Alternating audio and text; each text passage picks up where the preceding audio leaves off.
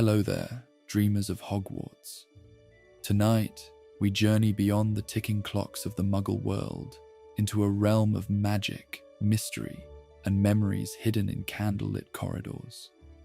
I'll be your guide through the enchanted halls of Hogwarts, where portraits whisper secrets, staircases shift with purpose, and even silence holds a bit of spellwork.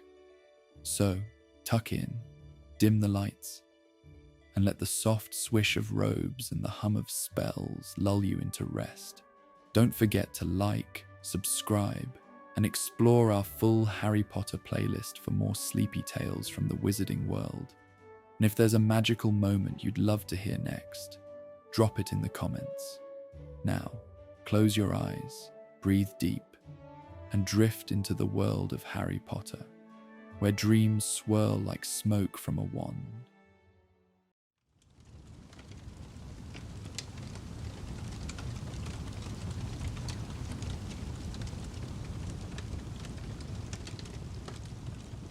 The grandfather clock in Ravenclaw Tower chimes 11:30, its brass pendulum catching the moonlight that streams through the arched windows. In the circular dormitory above, 6 beds hold sleeping forms wrapped in midnight blue covers, their breathing soft and even in the darkness. But one bed remains empty, its covers still perfectly tucked, waiting for an occupant who cannot find peace in sleep. Iris Blackthorn sits at the window seat, her knees drawn up to her chest, watching the lake far below shimmer like black silk beneath the November stars. Indar can be pref, the mew the November stars.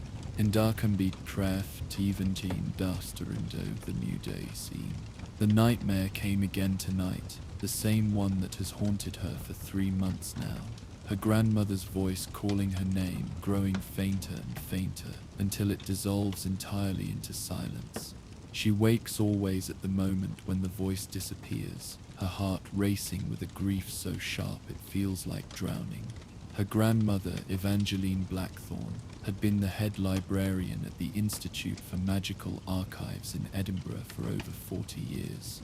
The woman who taught Iris that books were not mere objects but living companions, repositories of souls and dreams and whispered secrets. Books choose their readers as much as readers choose books. Little starling, she would say, her weathered fingers tracing the spines of ancient volumes. Listen carefully, and they'll tell you exactly what you need to hear. But Evangeline's voice has been silent since August, and Iris feels as though part of her own soul has been archived away somewhere she cannot reach. The dormitory around her breathes with the deep quiet of sleep, but Iris knows that rest will not come tonight. Perhaps not tomorrow night either. She has tried dreamless sleep potion, but it leaves her feeling hollow and disconnected from herself. She has tried meditation, breathing exercises, even counting backward from 1,000 in ancient runes. Nothing quiets the restless ache in her chest. Rising from the window seat, she pulls on her grandmother's quilted dressing gown, deep forest green with silver threads that catch light like captured starbeams. The fabric still holds the faintest trace of Evangeline's scent, lavender and old parchment, and the peculiar sweet mustiness of very old books. Wrapping it around herself feels like receiving one last embrace. The Ravenclaw common room lies in darkness, the fire reduced to glowing embers that cast dancing shadows across the walls of books. Even here, surrounded by knowledge and wisdom, Iris feels the familiar weight of loneliness settling on her shoulders. Her housemates are kind but distant, lost in their own scholarly pursuits, their own brilliant conversations that seem to happen in a language Iris can understand but never quite speak fluently. She has always been most comfortable in quiet spaces, in the margins between bustling activity and complete solitude. While others debate and theorize with passionate intensity, Iris prefers to listen, to absorb, to find her understanding in the silences between words rather than in the words themselves. Her grandmother understood this about her, celebrated it even, but without Evangeline's gentle encouragement, Iris often feels invisible, as though she exists in the spaces between other people's attention. The fat lady's portrait, snores softly as Iris slips through the entrance to Ravenclaw Tower, her bare feet silent on the stone steps that spiral downward into the castle's sleeping heart. The corridors stretch before her in silver-touched darkness, moonlight streaming through tall windows to paint geometric patterns on ancient walls. Hogwarts at night feels different than during the day, older somehow, more mysterious, as if the castle's true nature only reveals itself when the last student has gone to bed. She moves through familiar passages without conscious thought, letting her feet carry her where they will. Past the great hall with its enchanted ceiling reflecting the star-scattered sky above. Past empty classrooms where chalk dust motes dance like tiny spirits in the moonbeams. Past portraits whose occupants sleep peacefully in their painted worlds. It is only when she reaches the library's great oak doors that Iris realizes where her wandering has led her. The brass handles, shaped like intertwined serpents with emerald eyes, gleam in the darkness. During the day, these doors stand open wide, welcoming streams of students seeking knowledge, solace, or simply a quiet place to think. But now they are closed, locked, protecting the treasures within from midnight wanderers and mischief makers. Iris places her palm against the cool wood, feeling the ancient magic that flows through every grain. Libraries have always been sanctuaries for her, places where she can exist comfortably in the company of thoughts and stories without the pressure of constant social interaction. Perhaps here, surrounded by the accumulated wisdom of centuries, she might find some peace. From somewhere deep within her memory comes her brother's voice, patient and amused as he taught her spells their parents deemed too advanced for a second year. The disillusionment charm isn't about becoming invisible, Iris. It's about becoming ignorable, becoming part of the background. Watch the wand movement carefully. It's like painting yourself into the shadows. The incantation whispers from her lips like a prayer, and she feels the familiar sensation of cool water trickling down her spine as the charm takes hold. Her reflection in the door's brass fittings becomes transparent, ghostly, barely there. The charm won't fool Madame Pince if the librarian happens to be prowling the stacks, but it should hide her from casual notice. The doors yield to her touch with only the softest whisper of hinges, as if the library itself is welcoming her inside. She slips through the gap and eases the doors closed behind her, her heart hammering with the thrill of small rebellion and the deeper excitement of being alone with thousands upon thousands of books. The library at night is a transformed space, silver and shadow and profound silence. Moonlight streams through the tall windows, casting everything in ethereal beauty. The familiar pathways between towering shelves become mysterious galleries. The reading tables transform into islands of possibility in an ocean of accumulated knowledge. Even the air feels different, thicker somehow, charged with potential and secrets waiting to be discovered. Iris moves deeper into the stacks, her fingers trailing along leather spines and cloth bindings, greeting old friends and mysterious strangers alike. Here is the charms section where she spent countless afternoons learning to make feathers dance and teacups sing. There, the transfiguration texts that still intimidate her with their complex theories and precise wand movements. And beyond, hidden behind a wrought iron gate that stands perpetually ajar like an invitation to the truly curious, the restricted section. She has been here before, of course. Every serious student finds their way to the restricted section eventually, drawn by curiosity and the intoxicating promise of forbidden knowledge. During the day, it feels dangerous and exciting, full of books that whisper warnings and grimoires that eye you with suspicious intelligence. But now, in the soft embrace of moonlight, it feels different, sacred, ancient, alive. The books here are old beyond measure, their spines cracked with age, their pages yellowed and brittle as autumn leaves. Some bear titles in languages she recognizes, Latin and Old English and Classical Greek. Others display symbols that seem to shift and change when she looks at them directly, as if the very letters are alive and restless in their bindings. She wanders deeper into the section, past texts on advanced necromancy and theoretical metamorphosis, past treatises on the creation of homunculi and the proper preparation of phoenix tears.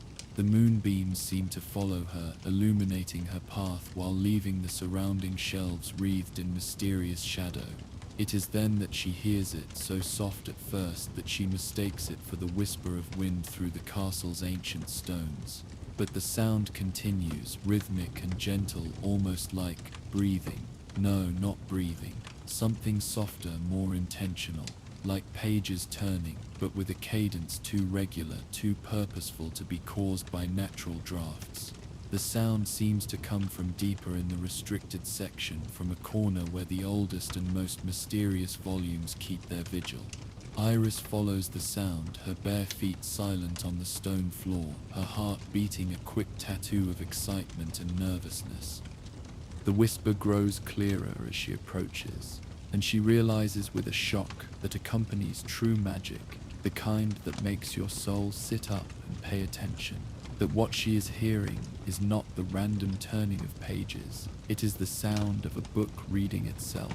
The voice, when she finally isolates it from the castle's nighttime symphony, is unlike anything she has ever heard. Papery and soft, with the texture of very old parchment, but unmistakably alive, unmistakably conscious. It speaks in gentle cadences, words flowing like water over smooth stones, telling a story about starlight and silver moths, and the dreams that dance in moonbeam puddles. Following the voice, she discovers its source, a tome bound in midnight blue leather, resting on a lectern that she could swear was empty just moments ago.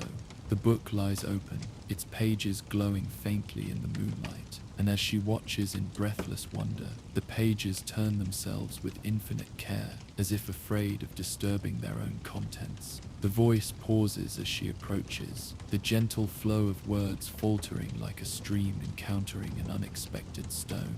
The book's pages flutter nervously, and Iris realizes with a start that it knows she is there. More than that, it is suddenly shy, uncertain, like a person interrupted in a private moment. "Please," she whispers, settling carefully onto the cool stone floor several feet away, not wanting to startle this miraculous creature. "Please, don't stop. I'd like to listen if you don't mind." The silence stretches between them, delicate as spun glass. Then tentatively the voice begins again, softer now, more hesitant but still there. It tells of silver moths that carry the wishes of sleeping children to the moon, of gardens where flowers bloom only in starlight, of lullabies sung by ancient trees to comfort the lonely wind. As the story unfolds, Iris feels something deep in her chest begin to unknot. The words wash over her like gentle rain after a long drought, soothing away the sharp edges of grief and loneliness. When the tale comes to its soft conclusion, she finds herself speaking without conscious thought. "That was beautiful," she says quietly. "Thank you for sharing it with me." The pages rustle slightly, and though books cannot blush, Iris somehow senses pleasure at the compliment. When the voice speaks again, it carries a note of wistful longing that makes her heart contract with unexpected sympathy. "It has been so long since anyone listened," the book whispers, its words barely audible above the castle's nighttime sighs. "So very long since anyone sat with me and simply heard." "How long?" Iris asks, though she dreads the answer. 47 years, comes the reply, heavy with accumulated solitude. 47 years since Professor Nightshade passed away. She was the last to visit regularly, the last to ask for my stories. Since then, I have spoken only to the darkness, keeping my tales alive through repetition, hoping someday another reader might come. The weight of such loneliness is staggering. Iris thinks of her own 3 months of grief, and knows they are nothing compared to nearly half a century of isolation. She finds herself moving closer, drawn by compassion and recognition of kindred solitude. "What should I call you?" she asks. "Do you have a name?" The pages flutter with what might be embarrassment. The students who knew me, they called me Song, for the lullabies and gentle tales that were my specialty. Though I suppose I have been silent so long, the name no longer suits. Song is perfect, Iris assures her, for the book is unmistakably feminine in some indefinable way. Song it shall be if you like, and I'm Iris, Iris Blackthorn. Iris, Song repeats, tasting the name like fine wine, a flower that blooms in the places between seasons, beautiful and resilient and often overlooked. Yes, that suits you perfectly. They sit together in comfortable quiet for several moments, human girl and ancient book taking each other's measure. Around them, the restricted section maintains its watchful silence, but Iris has the growing sense that they are not entirely alone. Other books line the shelves, their presence somehow more noticeable now that she knows to look for signs of consciousness. Are there others like you? She asks softly. Other books that live. Song's pages rustle with something like laughter. Oh my dear child, you have no idea. We are everywhere in the restricted section, those of us old enough and loved enough to have developed true awareness. We remember every reader who has opened our covers, every tear that has fallen on our pages, every moment of joy or sorrow or discovery we have shared. We are living libraries of not just information, but emotion and connection and shared experience. As if responding to Song's words, Iris becomes aware of subtle movements throughout the section. A stirring here, a whispered sigh there, the soft sound of pages being turned by invisible hands. The very air seems to thicken with presence and possibility. But why don't you speak during the day? Iris wonders. Surely students would be fascinated to discover talking books. Fear, mostly, Song admits with painful honesty. Fear of being treated as curiosities rather than companions, of being studied rather than loved. Fear of discovery by those who might see our consciousness as something to be contained or controlled. And her voice grows smaller, more fragile. Fear of rejection. It is one thing to be ignored. It is quite another to be consciously dismissed. The vulnerability in those words pierces straight through Iris's heart. She thinks of her own tendency to hover at the edges of social groups, afraid to fully engage for fear of being found wanting. The parallel between her own isolation and that of these forgotten books is too clear to ignore. You're not alone anymore, she says firmly, surprised by the strength in her own voice. I mean, if you'll have me, I could visit, listen to your stories, learn from you. She hesitates, then pushes forward with characteristic Ravenclaw honesty. I've been rather lonely too lately. My grandmother died this summer, and she was the person who taught me to love books the way you deserve to be loved. Perhaps we could keep each other company. The silence that follows is pregnant with hope and disbelief. When Song speaks again, her voice trembles with emotion. You would do that. Come here night after night, just to listen to old stories told by a forgotten book. They're not just old stories, Iris corrects gently. They're your stories, your memories and dreams and the wisdom you've gathered across decades. And forgotten, never that. Perhaps overlooked, perhaps neglected, but not forgotten. Not by me. A sound ripples through the restricted section then, barely audible but unmistakably real. It takes Iris a moment to identify it, and when she does, her eyes fill with tears. The books around them are sighing, a collective exhalation of relief and gratitude and something very much like hope. Tomorrow night, Song asks tentatively. You'll come back tomorrow night. Every night, Iris promises and means it with every fiber of her being. For as long as you'll have me, she stays until nearly dawn, listening as Song shares more stories, tales of brave scholars and gentle magic, of libraries in distant lands and the eternal conversation between readers and books. When the first pale fingers of sunlight begin to creep across the eastern sky, Song's voice grows softer, more dreamlike. I must rest now, she explains. The daylight makes it harder to maintain consciousness, harder to speak. But tonight I'll be here, Iris confirms, rising from her seat on the stone floor. Every muscle protests the movement. She has been sitting motionless for hours, but her spirit feels lighter than it has in months. As she makes her way back through the silent castle to Ravenclaw Tower, Iris's mind buzzes with plans and possibilities. She thinks of the other books she glimpsed in the restricted section, the gentle stirrings and whispered sighs that suggested a whole community of forgotten consciousnesses waiting to be rediscovered. She thinks of Song's stories, beautiful and strong, strange and deeply comforting, and how they somehow managed to soothe the raw edges of her grief in ways that nothing else had touched. Most of all, she thinks about loneliness, how it can make you feel invisible and worthless, and how the simple act of being truly heard can begin to heal wounds you didn't even know you carried. The next evening finds Iris back in the library before the 11 o'clock hour, having spent the entire day in a state of barely contained anticipation. She has brought offerings this time, a cushion charmed to stay perfectly comfortable, regardless of how long one sits on it, a thermos of warm milk sweetened with honey and vanilla, and a small bundle of night-blooming moonflowers from the greenhouses, their petals silver white and glowing softly in the darkness. The restricted section welcomes her like an old friend, the shadows seeming to part before her feet, guiding her to Song's alcove. But she is not alone. 2 other books rest on nearby lecterns, their pages open and waiting, their presence both shy and hopeful. Song's greeting is warm with genuine joy.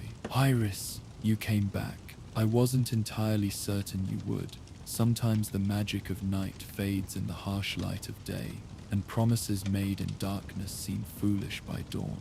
"Never foolish," Iris assures her, settling onto the cushion and pouring herself a cup of the fragrant milk. The steam curls upward in delicate spirals, carrying the sense of comfort and home. "I've been thinking about you all day, actually, about your stories and your loneliness and how we might help each other." She gestures toward the other books with her cup.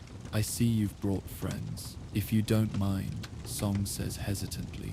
"This is herbal wisdom. We call her Herb for short. And over there is Starlight Sonnets, who prefers to be called Star.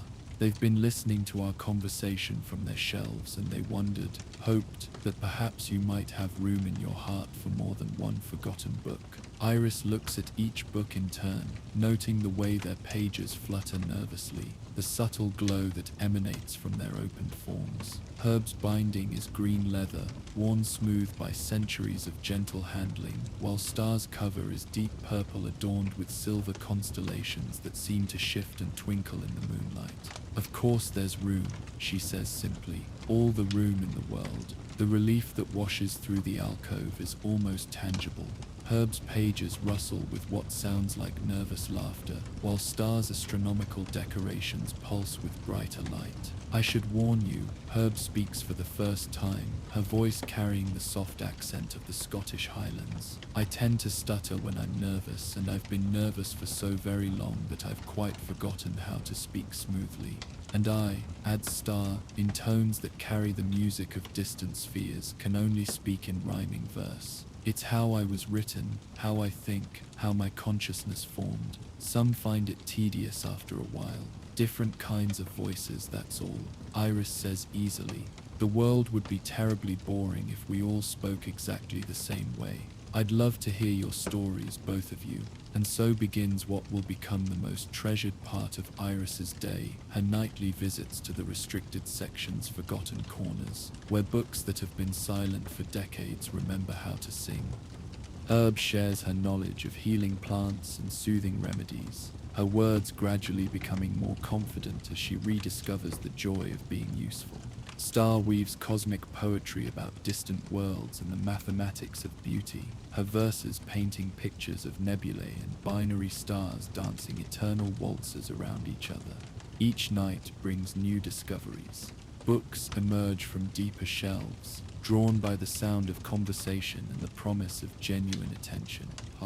There's recipes for the heart, a cheerful cookbook who hasn't had anyone to cook for in 30 years, and whose pages literally warm when she describes her favorite comfort foods. Tales of Childhood Wonder appears one night, carrying stories so gentle and sweet they could calm the most troubled dreams. Love Letters Never Sent whispers romantic poetry with heartbreaking beauty, his pages stained with tears from readers who saw their own unexpressed feelings reflected in his verses. Iris establishes rituals to honor each book's unique nature. She brings different offerings each night: pressed flowers for Herb, star charts for Star, honey cakes for recipes, small toys and trinkets for tales of wonder. She learns to ask the right kinds of questions, gentle inquiries that invite sharing rather than demands that might overwhelm. Most importantly, she listens with her whole heart, giving each book the gift of complete attention. The books, in return, begin to heal. Their voices grow stronger and more confident with each passing night. They start interacting with each other as well as with Iris, forming friendships and exchanging stories, creating the kind of community they have been denied for decades. Song's lullabies take on new depth when paired with Star's celestial poetry. Herb's practical wisdom blends beautifully with Recipe's nurturing philosophy. Tales of Wonder begins incorporating elements from the other stories, creating new narratives that bridge the gap between childhood innocence and adult understanding. But it is on the seventh night that Iris encounters her greatest challenge. She arrives at the restricted section to find the usual gathering in disarray. The books are whispering urgently among themselves, their pages fluttering with agitation rather than welcome. At the center of the disturbance sits a new arrival, a massive tome bound in black leather, his presence radiating such profound despair that the very air around him seems to thicken with sorrow. "What's wrong?" Iris asks, settling onto her cushion despite the oppressive atmosphere. Song's voice is strained when she replies, "This is Sorrows of the Abandoned. He appeared an hour ago, and ever since." She trails off helplessly. "Ever since, we've all been drowning in his pain." Herb finishes, her stutter more pronounced than it's been in days. "He's been hurt so badly, Iris. So many readers who promised to return and never did. So many who opened his covers seeking answers, and then abandoned him when his truths proved too difficult to bear." Harrows speaks for the first time, and his voice is like winter wind through empty rooms. "Why should I not despair? Why should any of us hope? They come, these readers, full of curiosity and promises. They say they want to understand, to learn, to grow, but when we show them the depths of real knowledge, when we offer not just information but transformation, they flee. They want easy answers, comfortable lies. They want wisdom without the price of genuine engagement." His words hit the gathering like a physical blow. Several of the other books begin to close their covers, their newfound confidence wavering in the face of such concentrated bitterness. "No," Iris says firmly, standing up from her cushion and approaching Sorrows with steady steps. "No, I won't let you poison what we've built here with fear and cynicism." Sorrow's pages snap open wider, his binding creaking with indignation. "And what makes you different, little girl? What makes you so special that you won't abandon us when something more interesting comes along?" The accusation hangs in the air like a curse, and Iris feels the familiar weight of self-doubt pressing down on her shoulders. What does make her different? She's just one student among hundreds, one reader in an ocean of possibilities. How can she promise anything when the future is so uncertain? But then she thinks of her grandmother, of 40 years spent tending magical archives with patient love. She thinks of Song's 47 years of solitude, of Herb's nervous stutter, of the way Star's constellations dim when she's sad. She thinks of loneliness, her own and theirs, and how it feels to finally be understood. "Because I know what it's like," she says quietly, settling cross-legged directly in front of Sorrow's lectern. "I know what it's like to be forgotten, to feel invisible, to offer pieces of your soul to people who don't even notice they're being given a gift. I know what it's like to lose someone precious and feel like no one understands the size of that emptiness." She takes a shaky breath, surprised by her own vulnerability. "My grandmother died this summer. She was the most important person in my world, and when she was gone, I felt abandoned too. Abandoned by a universe that could take away someone so vital. Abandoned by friends who didn't know how to help. Abandoned by my own family who grieved differently than I did. I came here that first night because I was drowning in loneliness, and Song's stories threw me a lifeline." Sorrow's pages have gone very still. Around the circle, the other books listen with the profound attention that only the truly abandoned can bring to stories of loss. "The difference," Iris continues, "is that I'm not looking for easy answers. I don't want comfortable lies or simple solutions. I want connection. I want to understand and be understood." I want to sit with difficult truths and find beauty in them anyway. And yes, someday I'll graduate and leave Hogwarts, but that doesn't mean I'll abandon you. It means I'll carry your stories with me into the world, and maybe I'll find ways to help other forgotten books, other lonely readers. She pauses, then adds with quiet conviction, being left isn't the same as being abandoned. People leave for lots of reasons: death, distance, the natural progression of life. But abandonment is a choice, a decision to turn away from something you once valued. I would never make that choice with any of you. The silence that follows is different from the earlier tension, deeper, more contemplative. Sorrow's pages rustle softly, and when he speaks again, his voice carries less bitterness and more curiosity. You speak of carrying our stories into the world. What do you mean? Iris finds herself smiling for the first time since the confrontation began. I mean that every story shared creates ripples. When I understand something new about healing from herb, I might use that knowledge to help a friend. When Star shows me the mathematics of beauty, I might see patterns in my regular studies that I would have missed otherwise. When Song's lullabies teach me about comfort, I might be able to offer better comfort to someone else who's grieving. She looks around the circle, including all the books in her gaze. You're not just repositories of information, you're teachers, mentors, friends. The wisdom you share doesn't disappear when I leave this room. It becomes part of me, part of how I move through the world and treat other people. In that sense, you're never truly alone. Part of you travels with me always. Something extraordinary happens then. Sorrow's black leather binding begins to change, the darkness lightening to deep brown, then warm amber. The change spreads through his pages, and when he speaks again, his voice carries the first note of hope she's heard from him. I had not considered that possibility. That sharing might be its own form of continuation, that teaching might transcend physical presence. His pages flutter thoughtfully.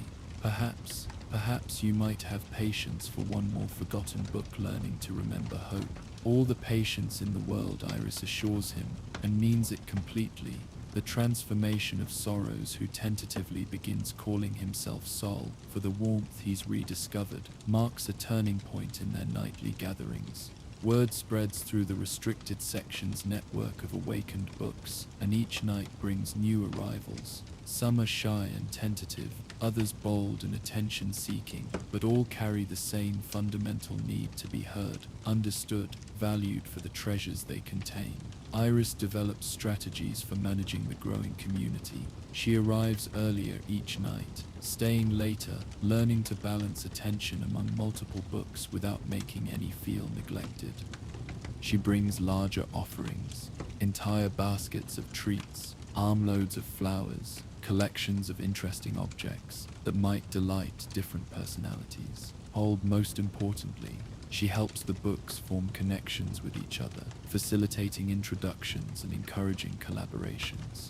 The results exceed her wildest dreams. Song and Star begin composing lullaby poems that combine narrative comfort with cosmic wonder. Orb and recipes develop a comprehensive guide to foods that heal both body and spirit. Tales of Wonder starts incorporating wisdom from Sol's more serious philosophical sections, creating stories that acknowledge difficulty while still celebrating resilience and hope. But the true magic happens when the books begin creating entirely new works together, collaborative stories that draw from all their individual strengths and experiences. These tales are unlike anything in the regular collection, nuanced narratives that address complex emotions with sophisticated understanding, stories that teach without preaching, that comfort without dismissing legitimate pain. We should write these down, Iris suggests one night as she listens to a particularly beautiful collaboration about friendship surviving separation. These stories deserve to exist beyond our memories. But how? Asks Song. We are books ourselves, we cannot write in the traditional sense. The solution comes from an unexpected source. Luna Lovegood, whom Iris encounters in the corridor one night when she's returning late from the library, asks with characteristic directness, "You look happy lately, peaceful, what's changed?" Something about Luna's open, accepting demeanor makes Iris take a chance. "If I told you that books could talk, what would you say?" "I'd ask if they prefer tea or coffee," Luna replies without hesitation, "and whether they mind being interrupted when they're having important conversations." So Luna becomes the second member of what they privately call the Midnight Listeners, a small group dedicated to keeping the restricted section's awakened books company. Luna brings her artist's eye and her gift for seeing beauty in the overlooked. She paints illustrations inspired by the book's stories, creates bookmarks with encouraging messages, even brings her own art supplies so the books can direct their own visual interpretations of their tales. More importantly, Luna helps Iris transcribe the collaborative stories, her quick quill capturing the book's exact words and preserving them on parchment. These transcriptions become precious gifts, copies that the books can gift to future readers, seeds of their wisdom that can be planted in new minds and hearts. Neville joins them next, drawn by Herb's gentle expertise and the promise of knowledge that comes with kindness rather than intimidation. His practical nature and patient temperament make him perfect for this work. He brings rare plants from the greenhouses, creates healing teas that the books can recommend to stressed students, and offers his own quiet strength to books still learning to trust. The three students develop an efficient system. Iris serves as the primary listener and emotional support, helping books work through their accumulated loneliness and fear. Luna captures the beauty and wonder in their stories, transforming abstract wisdom into concrete art that can be shared. Neville provides practical applications, finding ways to use the book's knowledge to help their fellow students. Together, they create something unprecedented at Hogwarts, a bridge between the forgotten and the living, a community that spans the divide between magical consciousness and human understanding. The books flourish under this attention. Their voices grow strong and confident, their stories more complex and nuanced. They begin reaching out to struggling students during the day, not openly, but through subtle interventions. A Hufflepuff having trouble with herbology finds her textbook mysteriously opened to exactly the right diagram. A homesick first year discovers a collection of gentle stories about finding belonging in new places. A sixth year cramming for newts realizes that his ancient runes notes have been reorganized in a way that makes perfect sense. But it is the book's collaborative stories that prove most transformative. These tales, born from centuries of accumulated wisdom and recent rediscovered hope, carry a special magic, the power to heal hearts and change perspectives with gentle honesty. Students who stumble across these transcriptions report feeling understood in ways they never have before, finding courage to face their own challenges and compassion to help others face theirs. Winter deepens outside the castle walls, but the restricted section has become a place of warmth and light. The three students and their book friends gather each night in expanding circles, sharing stories and wisdom, laughter and tears, the kind of honest communication that transforms strangers into family. Iris watches this transformation with wonder and deep satisfaction. The lonely, grieving girl who first wandered into the library seeking comfort has become something she never expected. A facilitator of connection, a bridge builder, a person whose quiet nature turns out to be perfect for this delicate work of emotional archaeology. Her own grief has transformed too. The sharp pain of losing her grandmother has softened into something more manageable, not gone, never gone, but integrated into who she is rather than overwhelming who she might become. She carries Evangeline's love of books into every conversation with her awakened friends, and in doing so keeps her grandmother's spirit alive in new and meaningful ways. "You've given us more than just attention," Song tells her one night as they prepare for the dawn that will send the books back into daytime dormancy.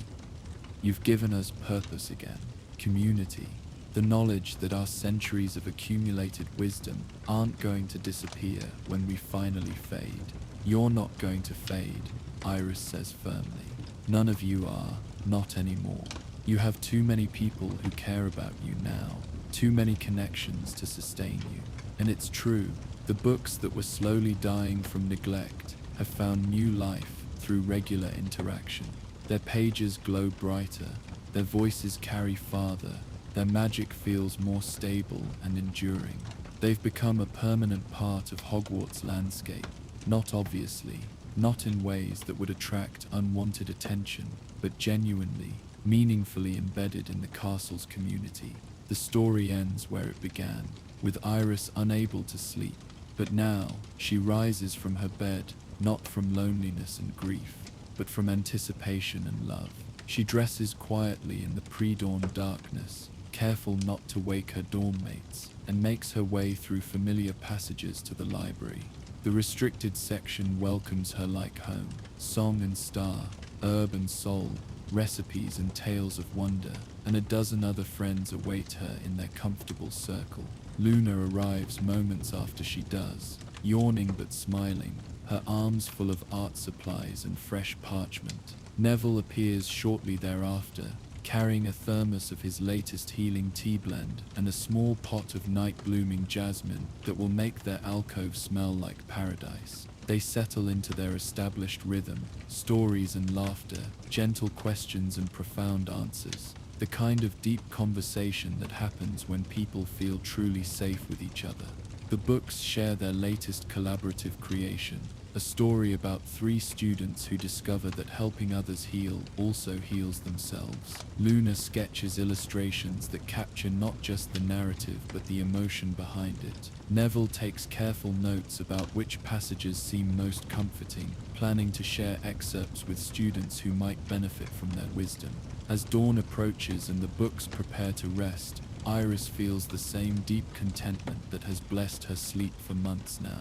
She has found her place in the world, not as the most brilliant student or the most popular friend, but as someone who sees the overlooked, who values the forgotten, who understands that the most profound magic often happens in quiet moments between souls recognizing each other. Same time tomorrow, Song asks, though she already knows the answer.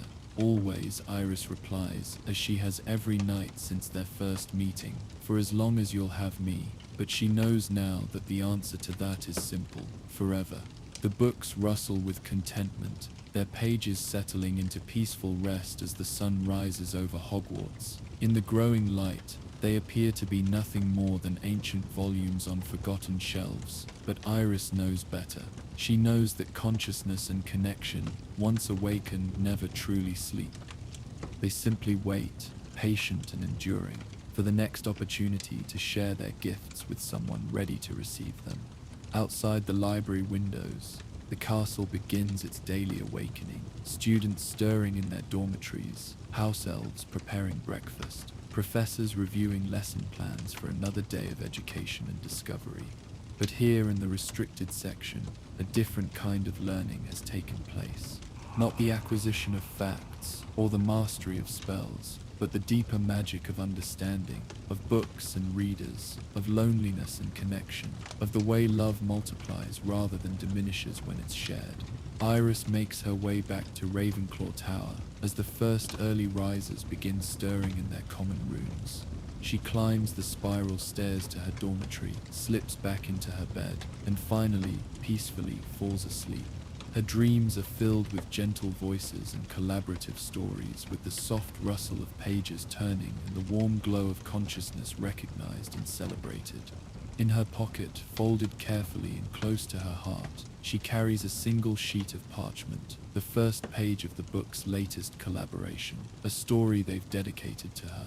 The title, written in Luna's flowing script, reads, "The Girl Who Listened to Loneliness and Taught It How to Sing."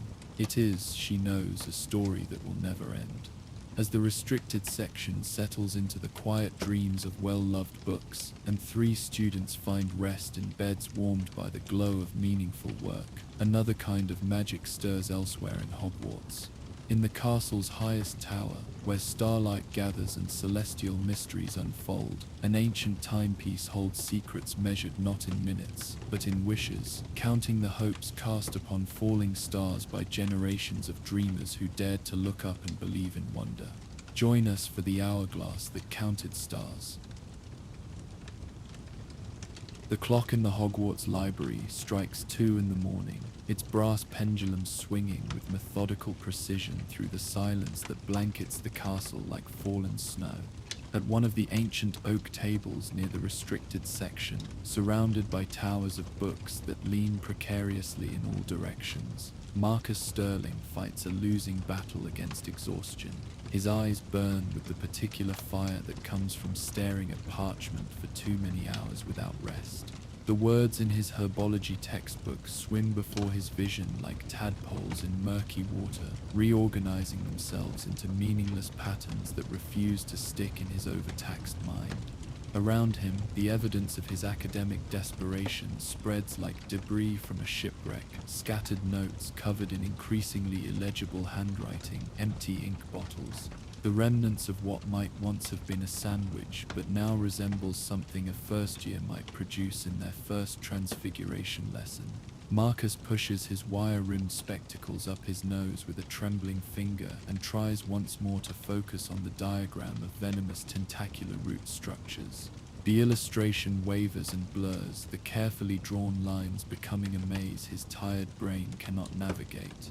He blinks hard, rubs his eyes until spots dance behind his lids, and attempts again to make sense of what should be elementary information for a fifth-year student. But his mind feels like cotton wool soaked in treacle, sluggish and unresponsive. Every fact he manages to cram into his head seems to push another one out, like trying to fill a bucket with a hole in the bottom. The mock transfiguration exam he failed spectacularly 3 days ago looms in his memory like a thundercloud, and behind it, darker and more ominous, stretches the approaching shadow of his OWL.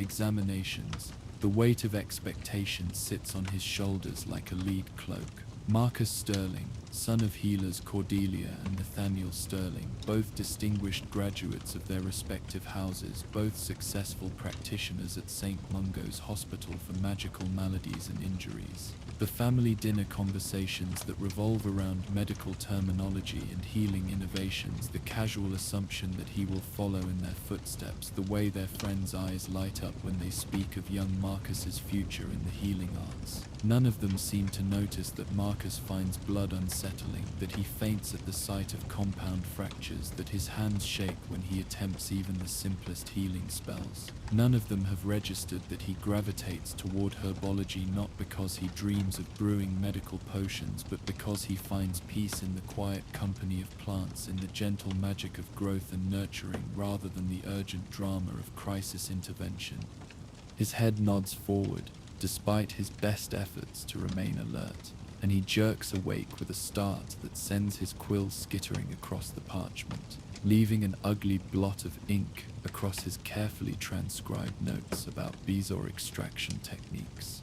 The mishap is small, but feels catastrophic in his current state of frayed nerves and accumulated failure. Fighting back tears of frustration, Marcus reaches for a clean sheet of parchment to begin transcribing his notes yet again. But as he spreads the fresh parchment across the table, something extraordinary happens. Where moments before there had been only empty space, glowing paw prints now mark his herbology notes with perfect precision. The prints are the color of warm honey mixed with starlight, translucent but clearly visible against the white parchment. They appear to be the impressions of a cat's paws, each one positioned with careful deliberation over specific passages in his textbook. As Marcus watches in fascination, the prints fade gradually, like frost melting in morning sunlight, but not before he realizes something remarkable. Every passage they marked will be on tomorrow's potions examination. He knows this with the sudden certainty that comes with true magic, not the learned magic of wand movements and incantations, but the deeper magic of knowledge appearing exactly when it's needed most. His tired mind sharpens with interest, the fog of exhaustion lifting slightly as he leans forward to examine the marked passages more closely. The selection is perfect, showing an understanding of his specific weaknesses and needs that goes beyond what any professor could achieve. The ghost cat, for he is already certain that's what he witnessed, has highlighted not just the material he needs to know, but the precise sections he struggles with most, the concepts that slip through his mental fingers like water no matter how many times he reviews them. Marcus glances around the library's shadowed interior, searching for any sign of his mysterious benefactor. The tall shelves cast long shadows in the dim light of the enchanted reading lamps, creating a labyrinth of darkness and silver moonbeams that could easily hide a dozen cats, ghostly or otherwise. But nothing moves in his peripheral vision. Nothing disturbs the profound quiet that blankets the castle's sleeping heart. "Thank you," he whispers to the empty air, feeling only slightly foolish for addressing someone, something he cannot see. "Whoever you are, whatever you are, thank you." The silence that greets his words feels somehow warm, accepting, as if his gratitude has been received and appreciated. Marcus returns to his studies with renewed focus, his exhaustion temporarily forgotten in the face of this small miracle. The marked passages make perfect sense now, the information organizing itself in his mind with unprecedented clarity. For the first time in weeks, learning feels like discovery rather than drudgery. The next night finds Marcus back at the same table, arriving earlier this time, and with a different kind of expectation.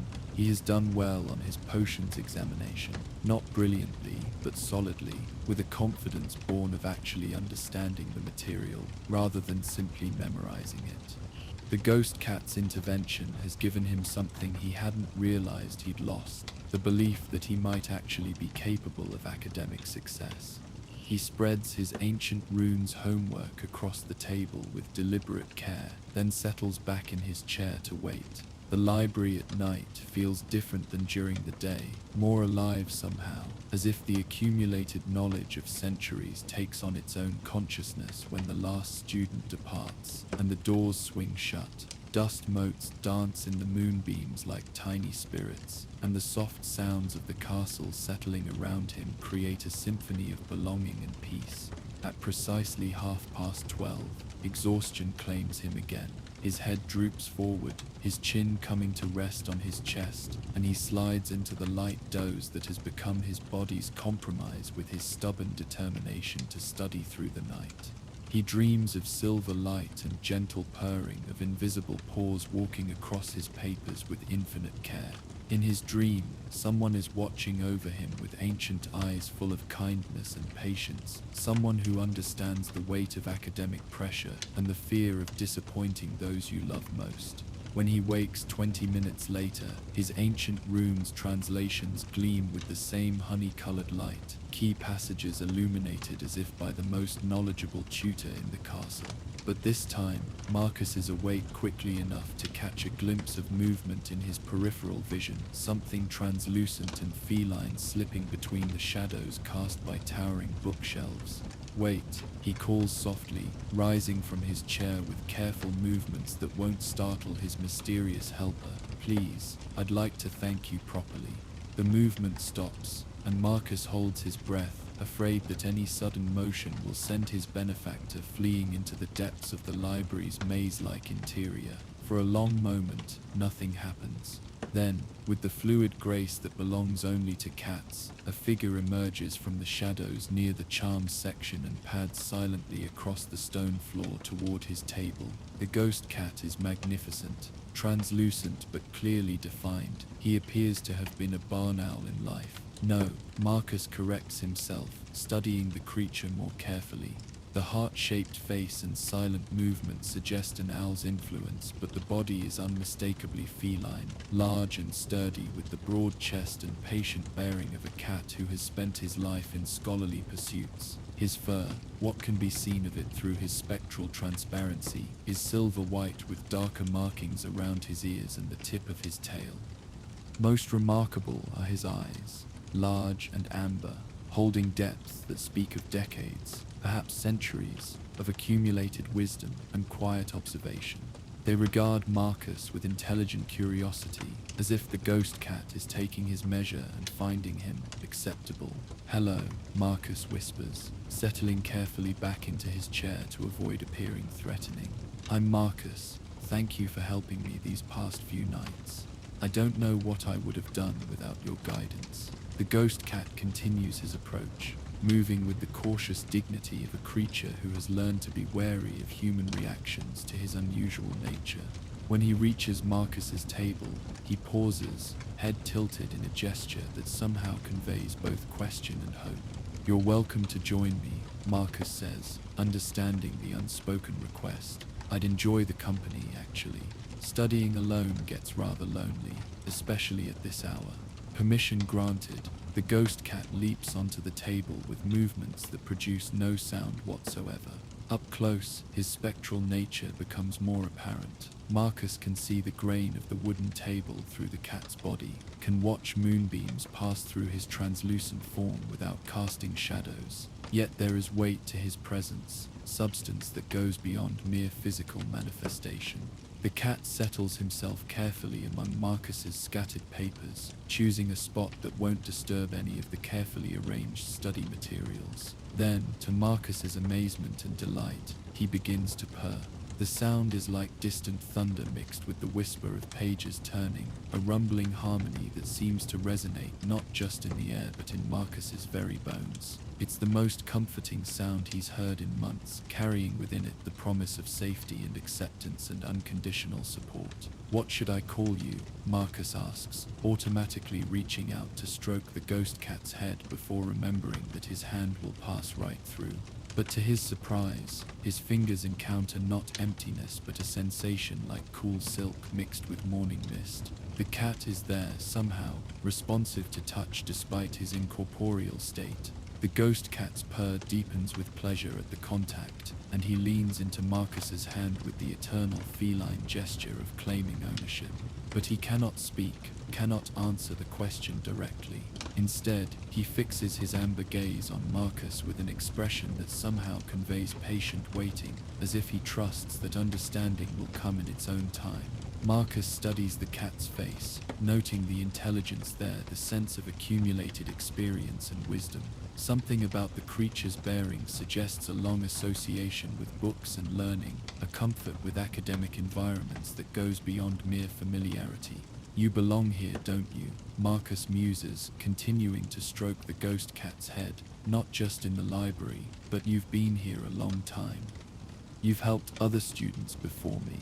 The cat's eyes close in what might be contentment or confirmation. His purr takes on a different quality. Not just pleasure now, but something like relief at being understood, recognized, appreciated for what he truly is, rather than feared or dismissed as a mere curiosity.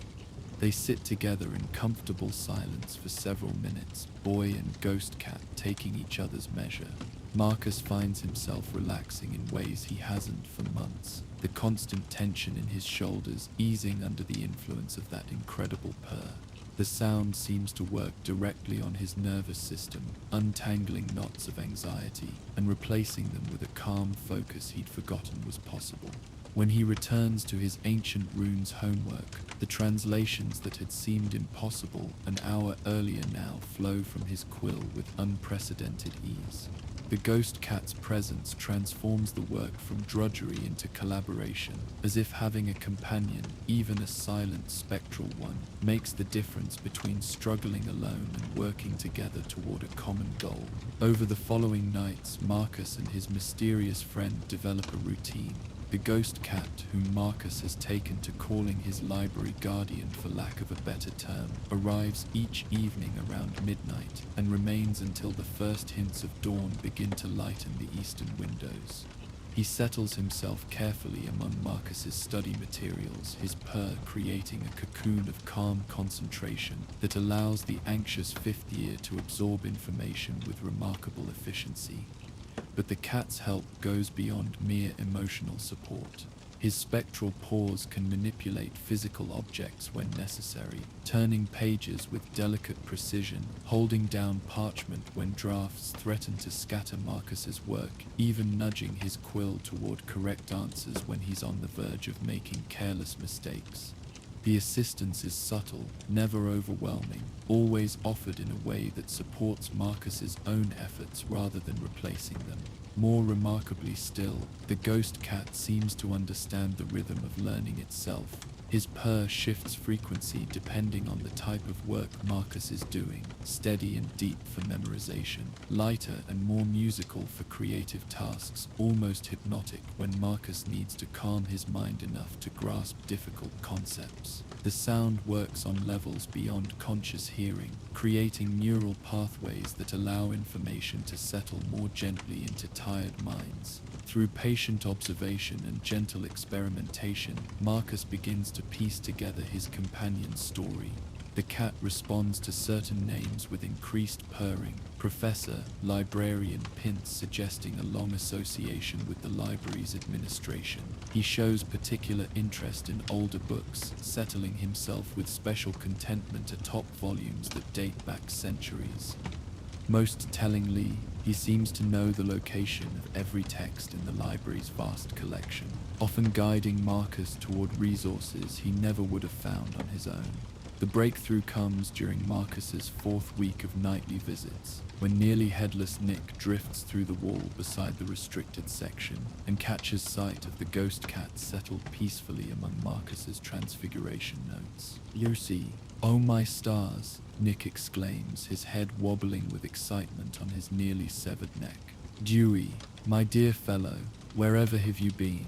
I haven't seen you properly manifested in decades." The ghost cat, Dwey, looks up from Marcus's homework with what can only be described as feline embarrassment at being discovered in such a relaxed state. But he doesn't flee. Instead, he regards Nick with the patient tolerance of someone accustomed to dealing with well-meaning but occasionally dramatic personalities. "You know him?" Marcus asks, delighted to finally have confirmation of his companion's identity and history. "Know him, my boy. Everyone who's spent more than a few years at Hogwarts knows Dwey, though few are privileged enough to see him clearly." Nick settles himself comfortably in a nearby chair, his ghostly form flickering slightly in the moonlight. He was Madame Pince's beloved companion for, what was it, Dwey? 15 years? 20? Time does blur when you're dead. Dewey's purr takes on a nostalgic quality, and he fixes his amber gaze on some distant point, as if looking back through decades of memory.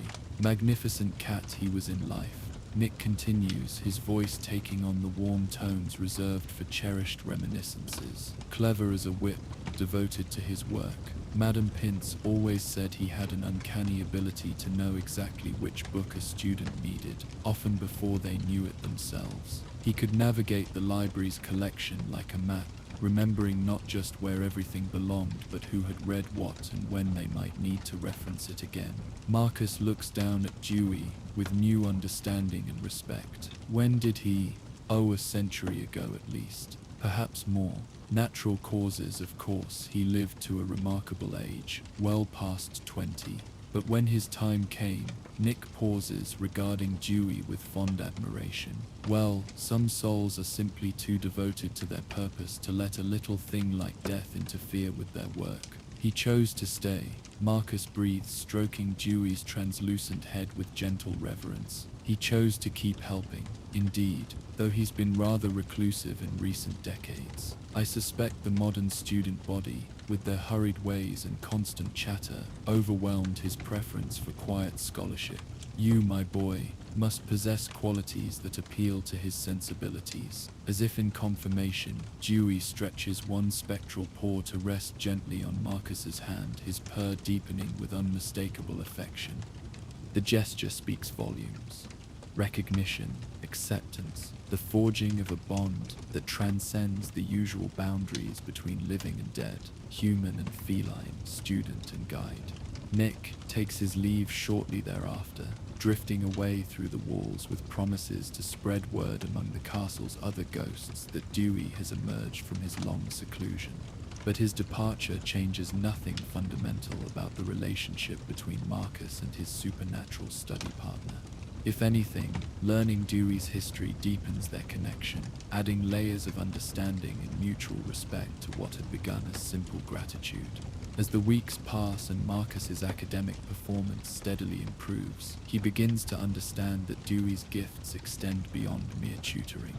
The ghost cat's presence transforms Marcus's relationship with learning itself, replacing anxiety with curiosity, replacing the fear of failure with the joy of discovery. Under Dewey's patient guidance, studying becomes less about cramming facts into a reluctant brain and more about developing genuine understanding and appreciation for the subjects themselves. His essays improve not just in accuracy, but in insight and creativity. His practical work in herbology flourishes as Dewey's calming influence allows him to approach plants with the gentle patience they require rather than the nervous urgency that had previously characterized his efforts. Even his most challenging subject, transfiguration, begins to make sense as Dewey's purr helps him find the meditative focus necessary for successful magical transformation. But perhaps most importantly, Marcus's relationship with himself begins to heal. The crushing weight of parental expectation doesn't disappear, but it becomes more manageable when balanced against the quiet satisfaction of genuine achievement. Dewey's acceptance, complete, unconditional, based not on performance but on inherent worth, teaches Marcus that he has value beyond his ability to meet others' dreams for his future. The crisis comes in mid-March, 2 weeks before owl examinations begin.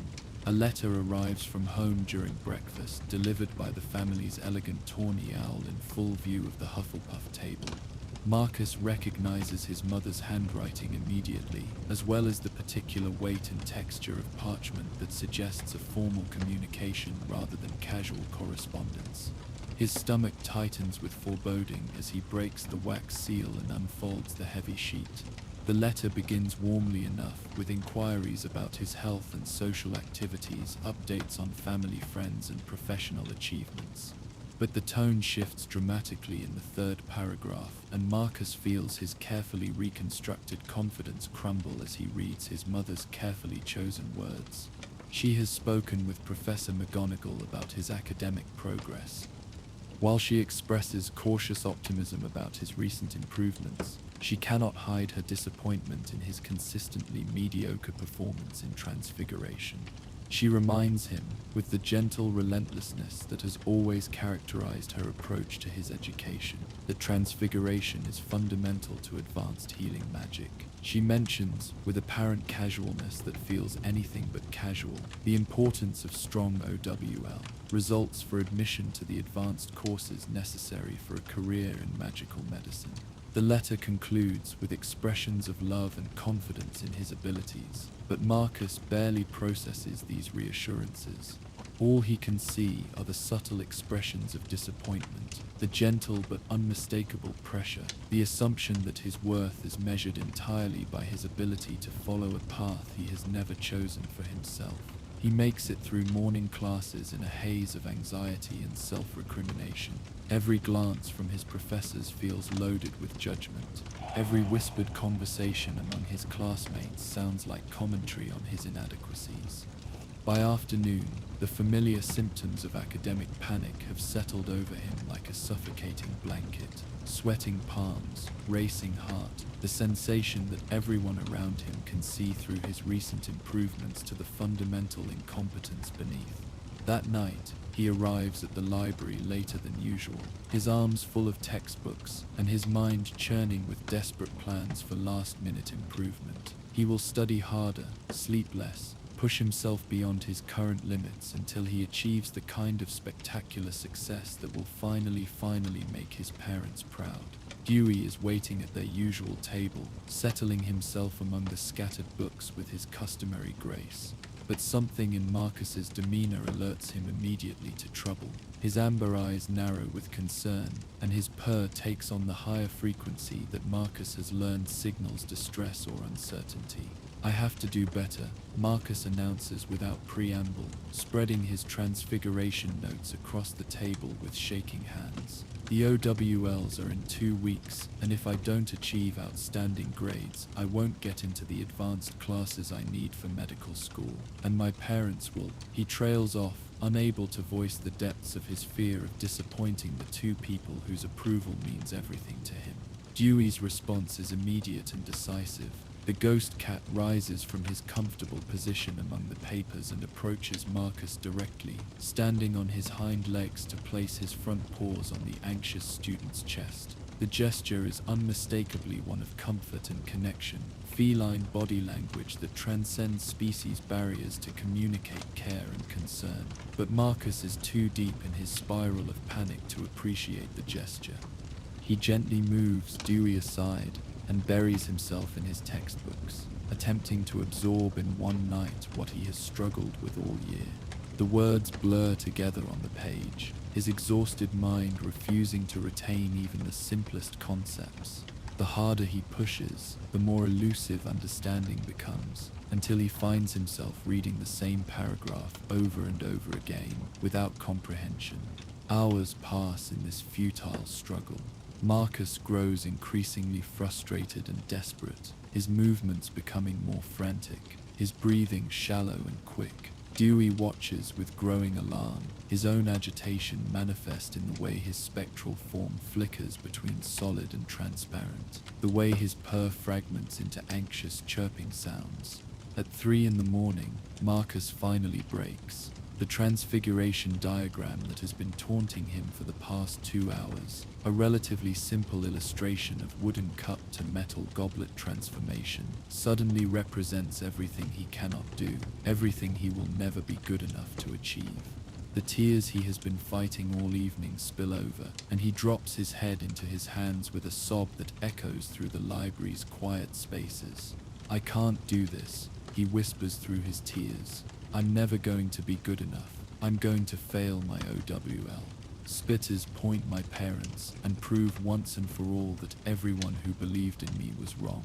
The despair in his voice cuts through the library's peaceful atmosphere like a blade, and in response to such profound need, something unprecedented happens. Dewey, who has been a gentle, subtle presence throughout their weeks together, suddenly blazes with silver light.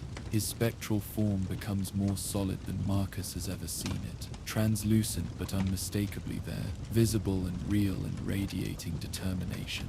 The ghost cat leaps onto the table directly in front of Marcus and begins to purr with such intensity that the sound becomes audible throughout the library. The purr is unlike anything Marcus has experienced before. It carries the weight of a century of accumulated purpose, the condensed love of dozens of students Dewey has helped through their darkest academic moments. The sound wraps around Marcus like a physical embrace, penetrating his despair and replacing it with something warmer, steadier, more enduring. But the effort of manifesting so completely is clearly draining for Dewey. His silver light flickers and dims, his form becoming less substantial with each passing moment. He is spending his accumulated spiritual energy, Marcus realizes with alarm, burning through the ghostly equivalent of life force to provide comfort when it's needed most. "No," Marcus whispers, reaching out to steady the fading cat. "Don't hurt yourself for me. I'm not worth it." Dewey's response is to purr even louder, pressing his fading form against Marcus's chest in a gesture of complete rejection of such self-deprecation. Around them, other students begin to appear, drawn by the unprecedented spectacle of a fully manifested library ghost and the obvious distress of one of their own. Luna Lovegood arrives first, materializing from the shadows of the restricted section like a silver wraith in her white nightgown. She takes in the scene, Marcus in tears, Dewey blazing with sacrificial light, and immediately settles cross-legged on the floor beside them, adding her own steady presence to whatever strength Dewey is trying to provide. "Oh," she says softly, her voice carrying the particular gentleness she reserves for moments of genuine crisis. "You're Dewey, aren't you? The library guardian. My grandmother used to tell me stories about you." More students follow Neville, drawn by some inexplicable instinct that tells him someone needs help. Hannah Abbott, who was in the corridor when Dewey's supernatural light began bleeding through the library doors. Even Susan Bones, despite her usual reluctance to involve herself in situations that might attract unwanted attention. They form an unconscious circle around Marcus and Dewey, their presence creating a buffer of support and acceptance that allows the distraught fifth year to finally truly break down. The tears he has been holding back for months pour out in great shuddering sobs while Dewey maintains his protective purr, and the gathered students offer silent witness to his pain. "I don't want to be a healer," Marcus confesses through his tears, the admission torn from the depths of his soul. "I never wanted to be a healer. I love plants and quiet spaces and helping people learn, but the sight of blood makes me dizzy and I'm terrible at emergency magic and I just want to make things grow instead of fixing things that are broken." The words hang in the air like a released curse, freeing him from years of pretense and self-deception. Around him, his impromptu support group exchanges glances of understanding and recognition, the look of people who know what it means to struggle against expectations that don't fit who you truly are. "There's nothing wrong with that," Neville says quietly, his voice carrying the authority of someone who has fought similar battles. "Nothing wrong with knowing what makes you happy and what doesn't. But my parents," Marcus begins, "will love you regardless." Luna interrupts with serene certainty. Parents usually do once they understand that their children's happiness matters more than their own unfulfilled dreams. As the supportive words wash over him, Marcus feels something fundamental shift in his chest. The crushing weight of expectation doesn't disappear entirely, but it becomes more manageable when shared with others who understand, who accept, who offer their own strength to supplement his own. And Dewey, sensing that the immediate crisis has passed, allows his brilliant manifestation to fade back to his normal translucent state. But he doesn't disappear entirely. Instead, he curls up directly against Marcus's chest, his purr returning to its usual comforting frequency, a steady reminder that some forms of support are constant and unconditional. The impromptu support group remains in the library until dawn, sharing stories of academic pressure and family expectations, of dreams deferred and paths not taken. They discover that Marcus is far from alone in his struggles, that behind the facade of teenage confidence and capability, most of them carry similar burdens of anxiety and self-doubt. More importantly, they begin to forge connections that will outlast this single crisis. Luna offers to help Marcus research career alternatives to traditional healing. Neville promises to introduce him to Professor Sprout, who might have insights about careers that combine helping people with working with plants. Hannah suggests study groups where students can support each other through academic challenges rather than competing in isolation. By the time they part ways, returning to their respective dormitories as the castle begins its daily awakening, something precious has been created. Not just a friendship group, but a support network, a web of caring that ensures none of them will face their struggles entirely alone. Marcus's OWL results, when they arrive at the end of the school year, are solid but not spectacular. He exceeds expectations in most subjects, outstanding in herbology and acceptable in transfiguration, grades that reflect genuine effort and understanding rather than desperate cramming or natural brilliance. More importantly, the conversation with his parents that he had dreaded for so long proves far less catastrophic than anticipated. When he finally finds the courage to tell them about his true interests and aptitudes, they respond not with disappointment but with thoughtful consideration. His mother, it turns out, had harbored similar doubts about her son's suitability for high-stress medical practice. His father confesses that he had chosen healing magic not from passion but from family pressure, and had spent years wondering if there might have been other paths that would have made him happier. The decision, reached through honest conversation and mutual respect, is for Marcus to pursue advanced studies in magical botany with a focus on therapeutic applications. It's a compromise that honors both his genuine interests and his family's desire for him to help others, a path that feels authentic rather than imposed. And through it all, Dewey remains a constant presence. The ghost cat's interventions become less frequent as Marcus's confidence grows and his study habits improve, but he never disappears entirely. He can be found most evenings in the library's quieter corners, sometimes visible to those who need his guidance most, sometimes present only as a sense of comfort and acceptance that helps struggling students push through their darkest moments. The support group that formed around Marcus's crisis evolves into something more formal, an unofficial network of students dedicated to helping their peers manage academic stress and family pressure. They call themselves the Night Watchers, in honor of Dewey's century-long vigil, and their influence spreads quietly through all 4 houses as word spreads about their willingness to listen without judgment and offer practical support to anyone who needs it. By his 7th year, Marcus has become one of Hogwarts' most sought-after tutors, not because he's the most brilliant student, but because he understands what it means to struggle, to doubt yourself, to need someone who believes in your worth regardless of your performance. His patient teaching style and genuine empathy make him particularly effective with younger students who are still finding their academic footing. Dewey approves wholeheartedly of this development. The ghost cat can often be found supervising Marcus's tutoring sessions, his presence adding an extra layer of calm and focus that helps anxious students learn more effectively. Sometimes he even manifests visibly for particularly distressed pupils, offering the same unconditional acceptance and spectral comfort that once saved Marcus from despair. The story comes full circle on a quiet Tuesday evening in Marcus's final year.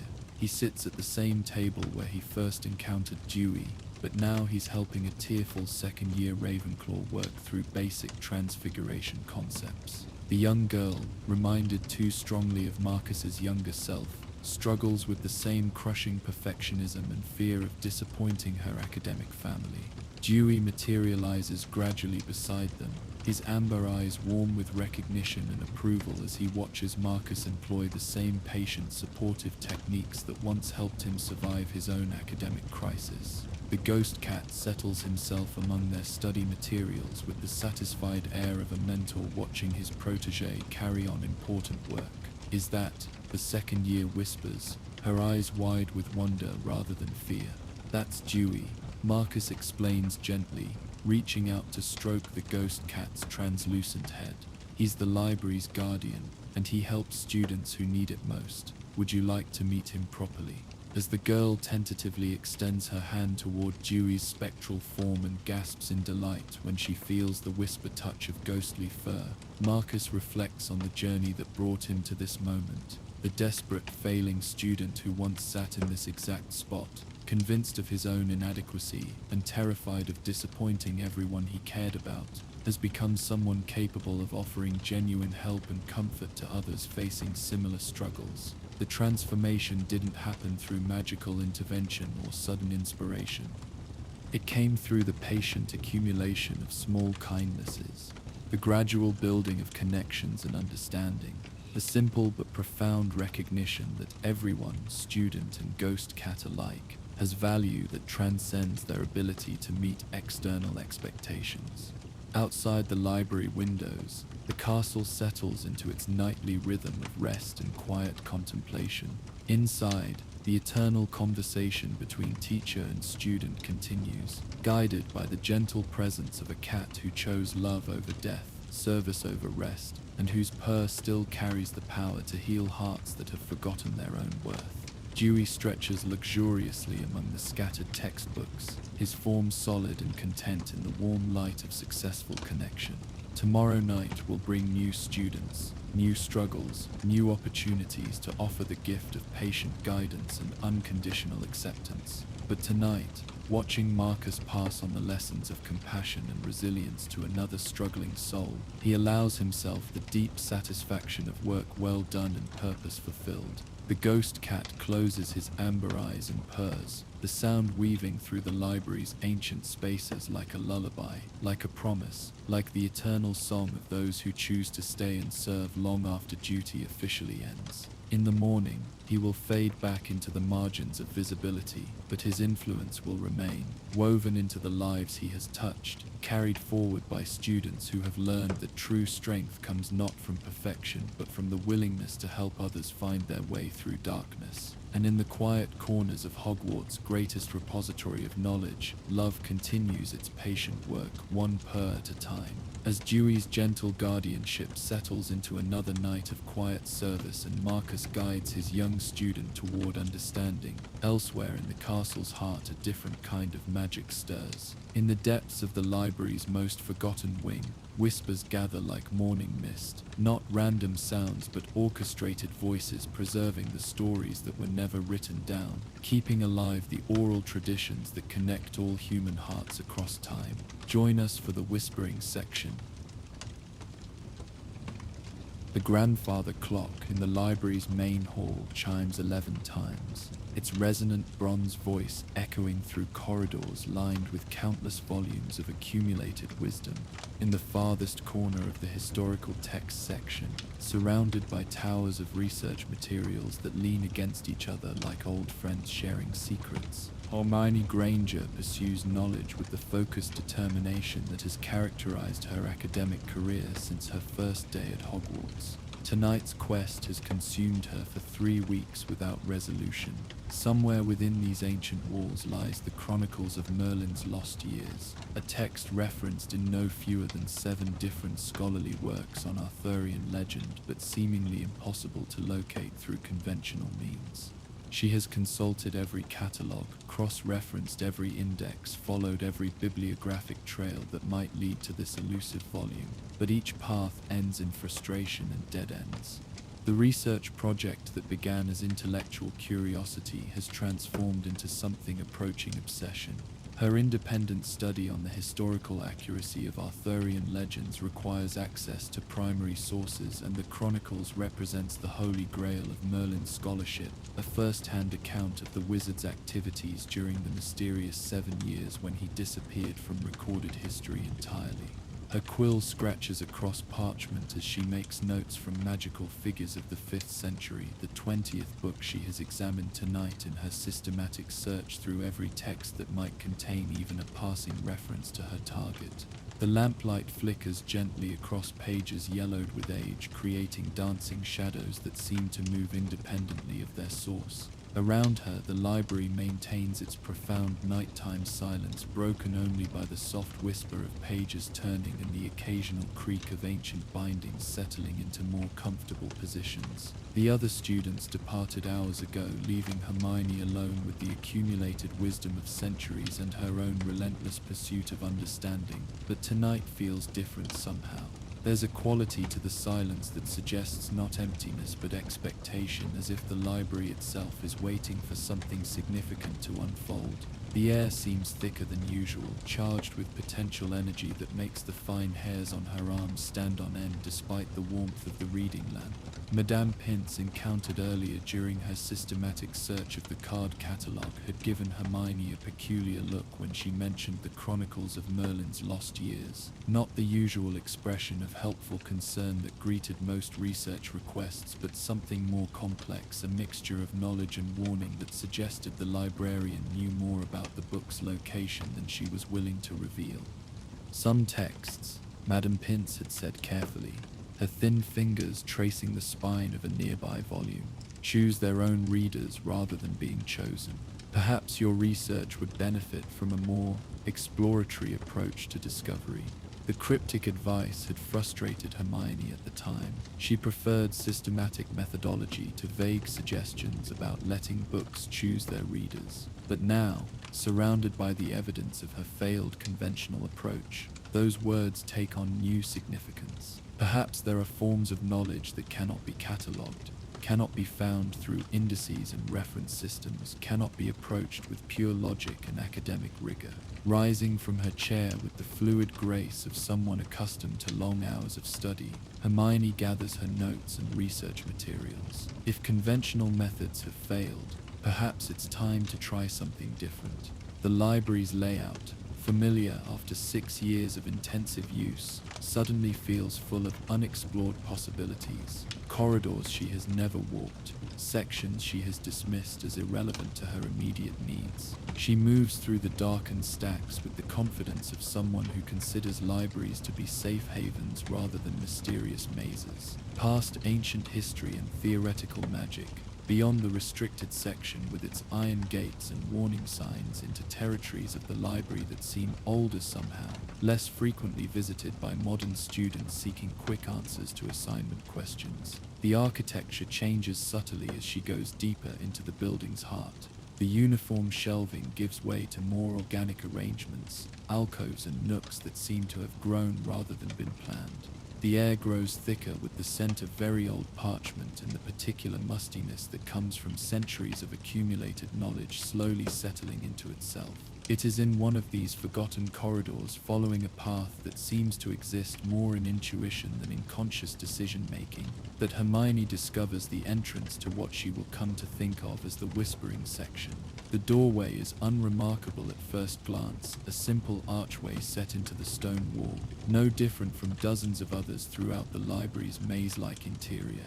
But as she approaches, Hermione becomes aware of something unusual, the faintest suggestion of sound emanating from the space beyond, like distant conversation heard through thick walls. Curiosity overriding caution, she steps through the archway and finds herself in a circular room unlike anything she has encountered in 6 years of exploration.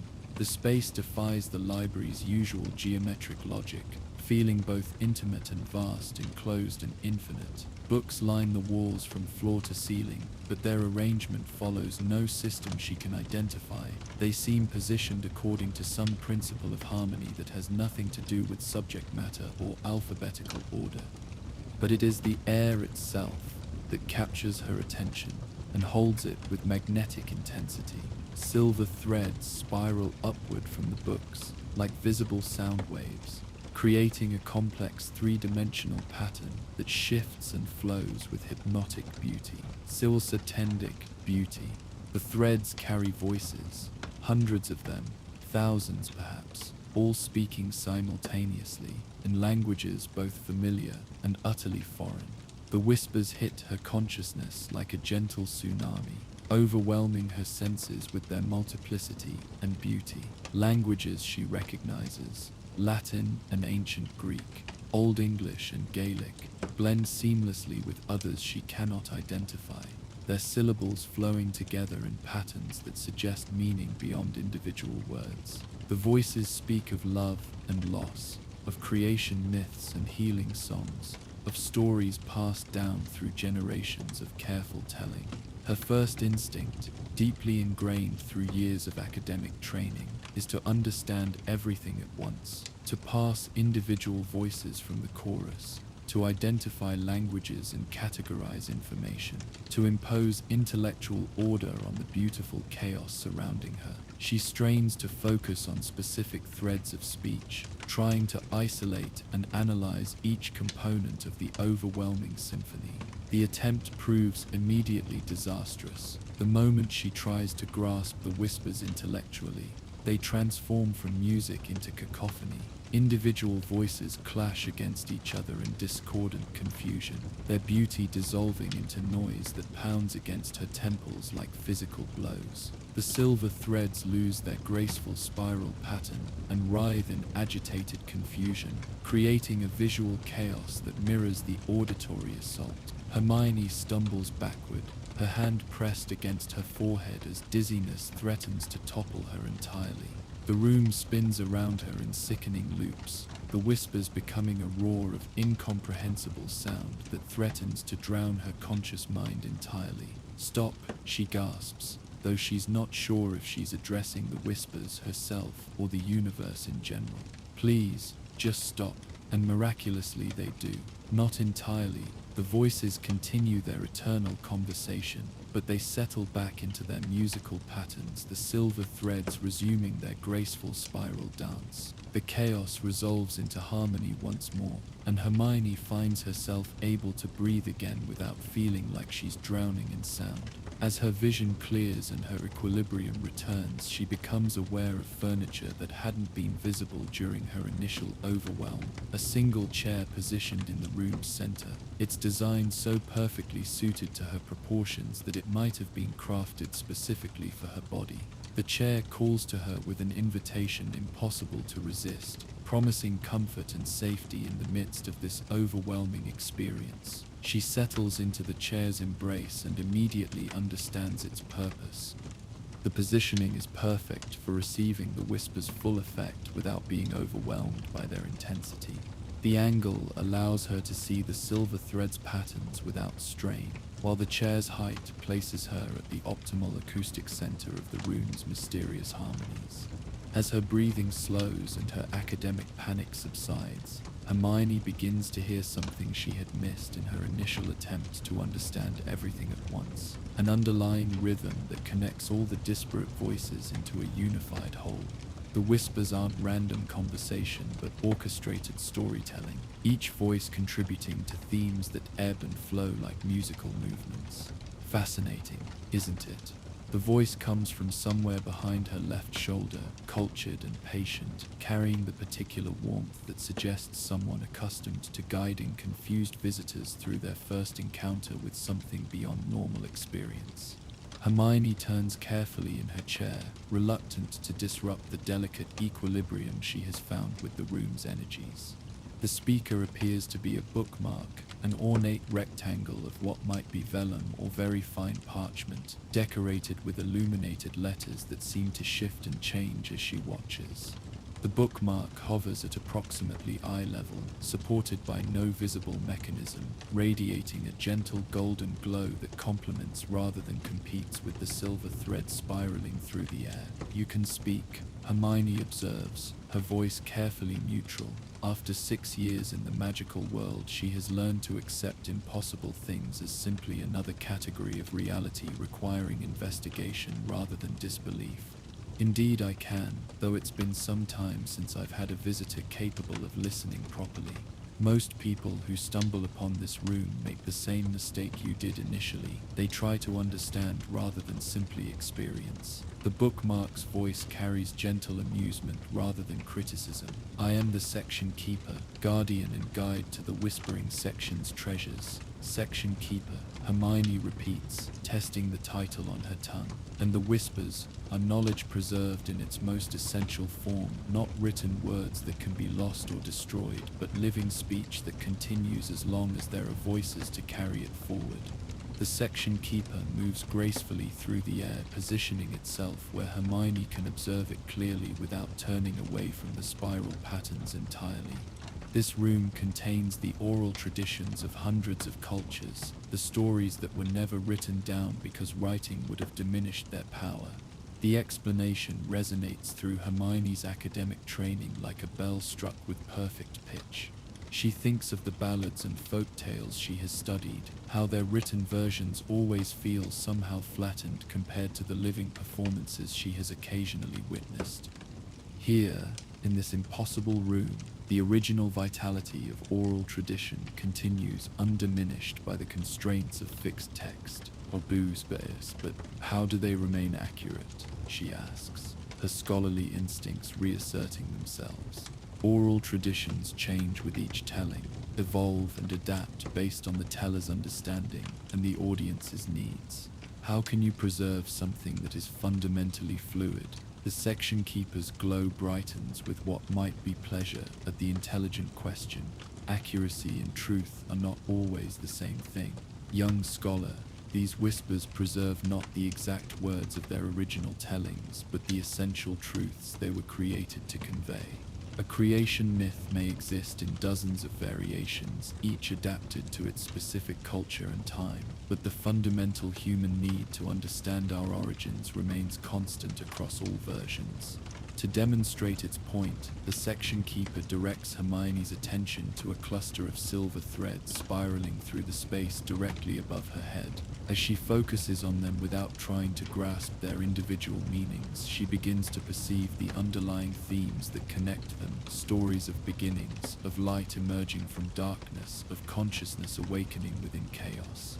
The specific details vary wildly between cultures, but the emotional and spiritual content remains remarkably consistent. It's like listening to variations on a musical theme, she breathes, understanding beginning to dawn. The melody changes, but the harmonic structure remains recognizable. Precisely, you learn quickly. Most visitors require several sessions before they grasp the fundamental principle. The section keeper moves closer, its golden radiance mixing with the silver threads to create brief moments of white light that seem to pulse in rhythm with Hermione's heartbeat. These whispers represent humanity's collective wisdom, the truths we have discovered about love and loss, courage and fear, the nature of existence itself. They are preserved here not as museum pieces but as living knowledge available to anyone willing to listen without trying to possess. Hermione settles more deeply into the impossible chair, allowing herself to be surrounded by the spiral symphony of human wisdom. For the first time in her academic career, she stops trying to analyze and categorize every piece of information that enters her consciousness. Instead, she simply listens, letting the whispers wash over her like gentle rain after a long drought. The experience transforms her understanding of knowledge itself. Where she has always approached learning as acquisition, gathering facts and theories to be stored, organized, and deployed when needed, the whispers offer a different model entirely. Here, knowledge flows like water, connecting and combining in patterns that change based on the listener's needs and receptivity. She finds herself following threads of story that seem to respond to her own unspoken questions and concerns. Tales of young people leaving home to seek their fortunes evolve into narratives about finding belonging in unexpected places, which transform into wisdom songs about the courage required to remain true to yourself in the face of others' expectations. "How long have you been here?" she asks the section keeper during a natural pause in the whisper's flow. "Since the room's creation nearly 1,000 years ago. I was originally a bookmark in Merlin's personal collection, a fragment of his first spellbook, actually, and when he realized how much of humanity's most important knowledge existed only in spoken form, he created this space as a preservation method." The section keeper's glow dims slightly with the weight of accumulated memory. "He enchanted me to serve as translator and guide, helping visitors navigate the whispers without being overwhelmed by their intensity." 1,000 years, Hermione repeats softly, awed by the implications. "You've been listening to these stories for 1,000 years, and will continue listening for as long as human voices carry wisdom worth preserving." The tone carries no complaint, only deep satisfaction at meaningful work continued across centuries. Though I must admit, it has grown somewhat lonely. Most modern seekers are looking for specific information rather than broad understanding. They want quick answers to immediate questions, not the slow wisdom that comes from patient listening. The admission touches something deep in Hermione's heart. She recognizes the loneliness of the dedicated scholar, the isolation that comes from caring deeply about knowledge while living in a world that values quick solutions over thoughtful understanding.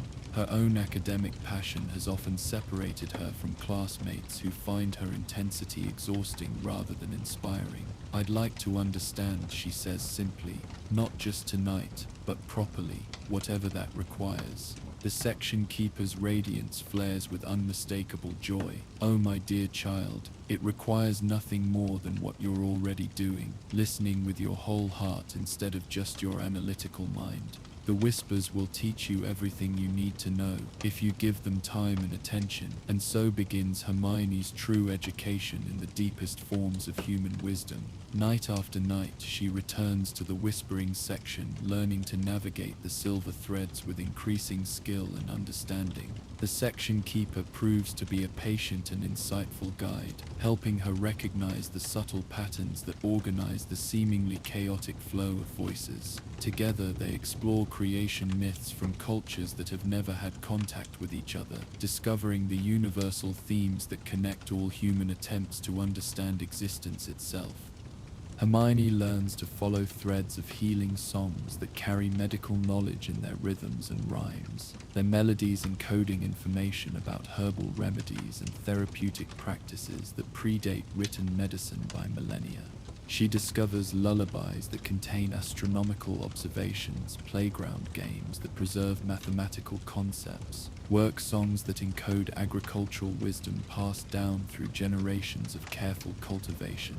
Most remarkably, she encounters the stories of women whose contributions to human knowledge were never formally recorded, healers and scholars, inventors and philosophers whose insights live on only in the whispers that remember their wisdom. These voices speak to her with particular resonance, offering perspectives on intellectual courage and scholarly dedication that she has never found in her textbooks. Knowledge belongs to everyone. One of these voices whispers to her during her third week of visits, the words carried on silver threads that pulse with gentle conviction. Not just those with access to formal education, not just those whose thoughts are deemed worthy of preservation in written form. Every human being who has ever lived has contributed something to our collective understanding of what it means to exist in this strange and beautiful world. The whisper comes from a medieval monastery, Hermione realizes as she follows its thread back through time and space. A nun whose mathematical innovations were credited to her male colleagues, but whose true insights live on in the oral traditions passed between women working in convent gardens and scriptoriums. The recognition fills her with both sadness at the injustice and joy at the preservation, the way knowledge finds a way to survive even when its creators are denied recognition.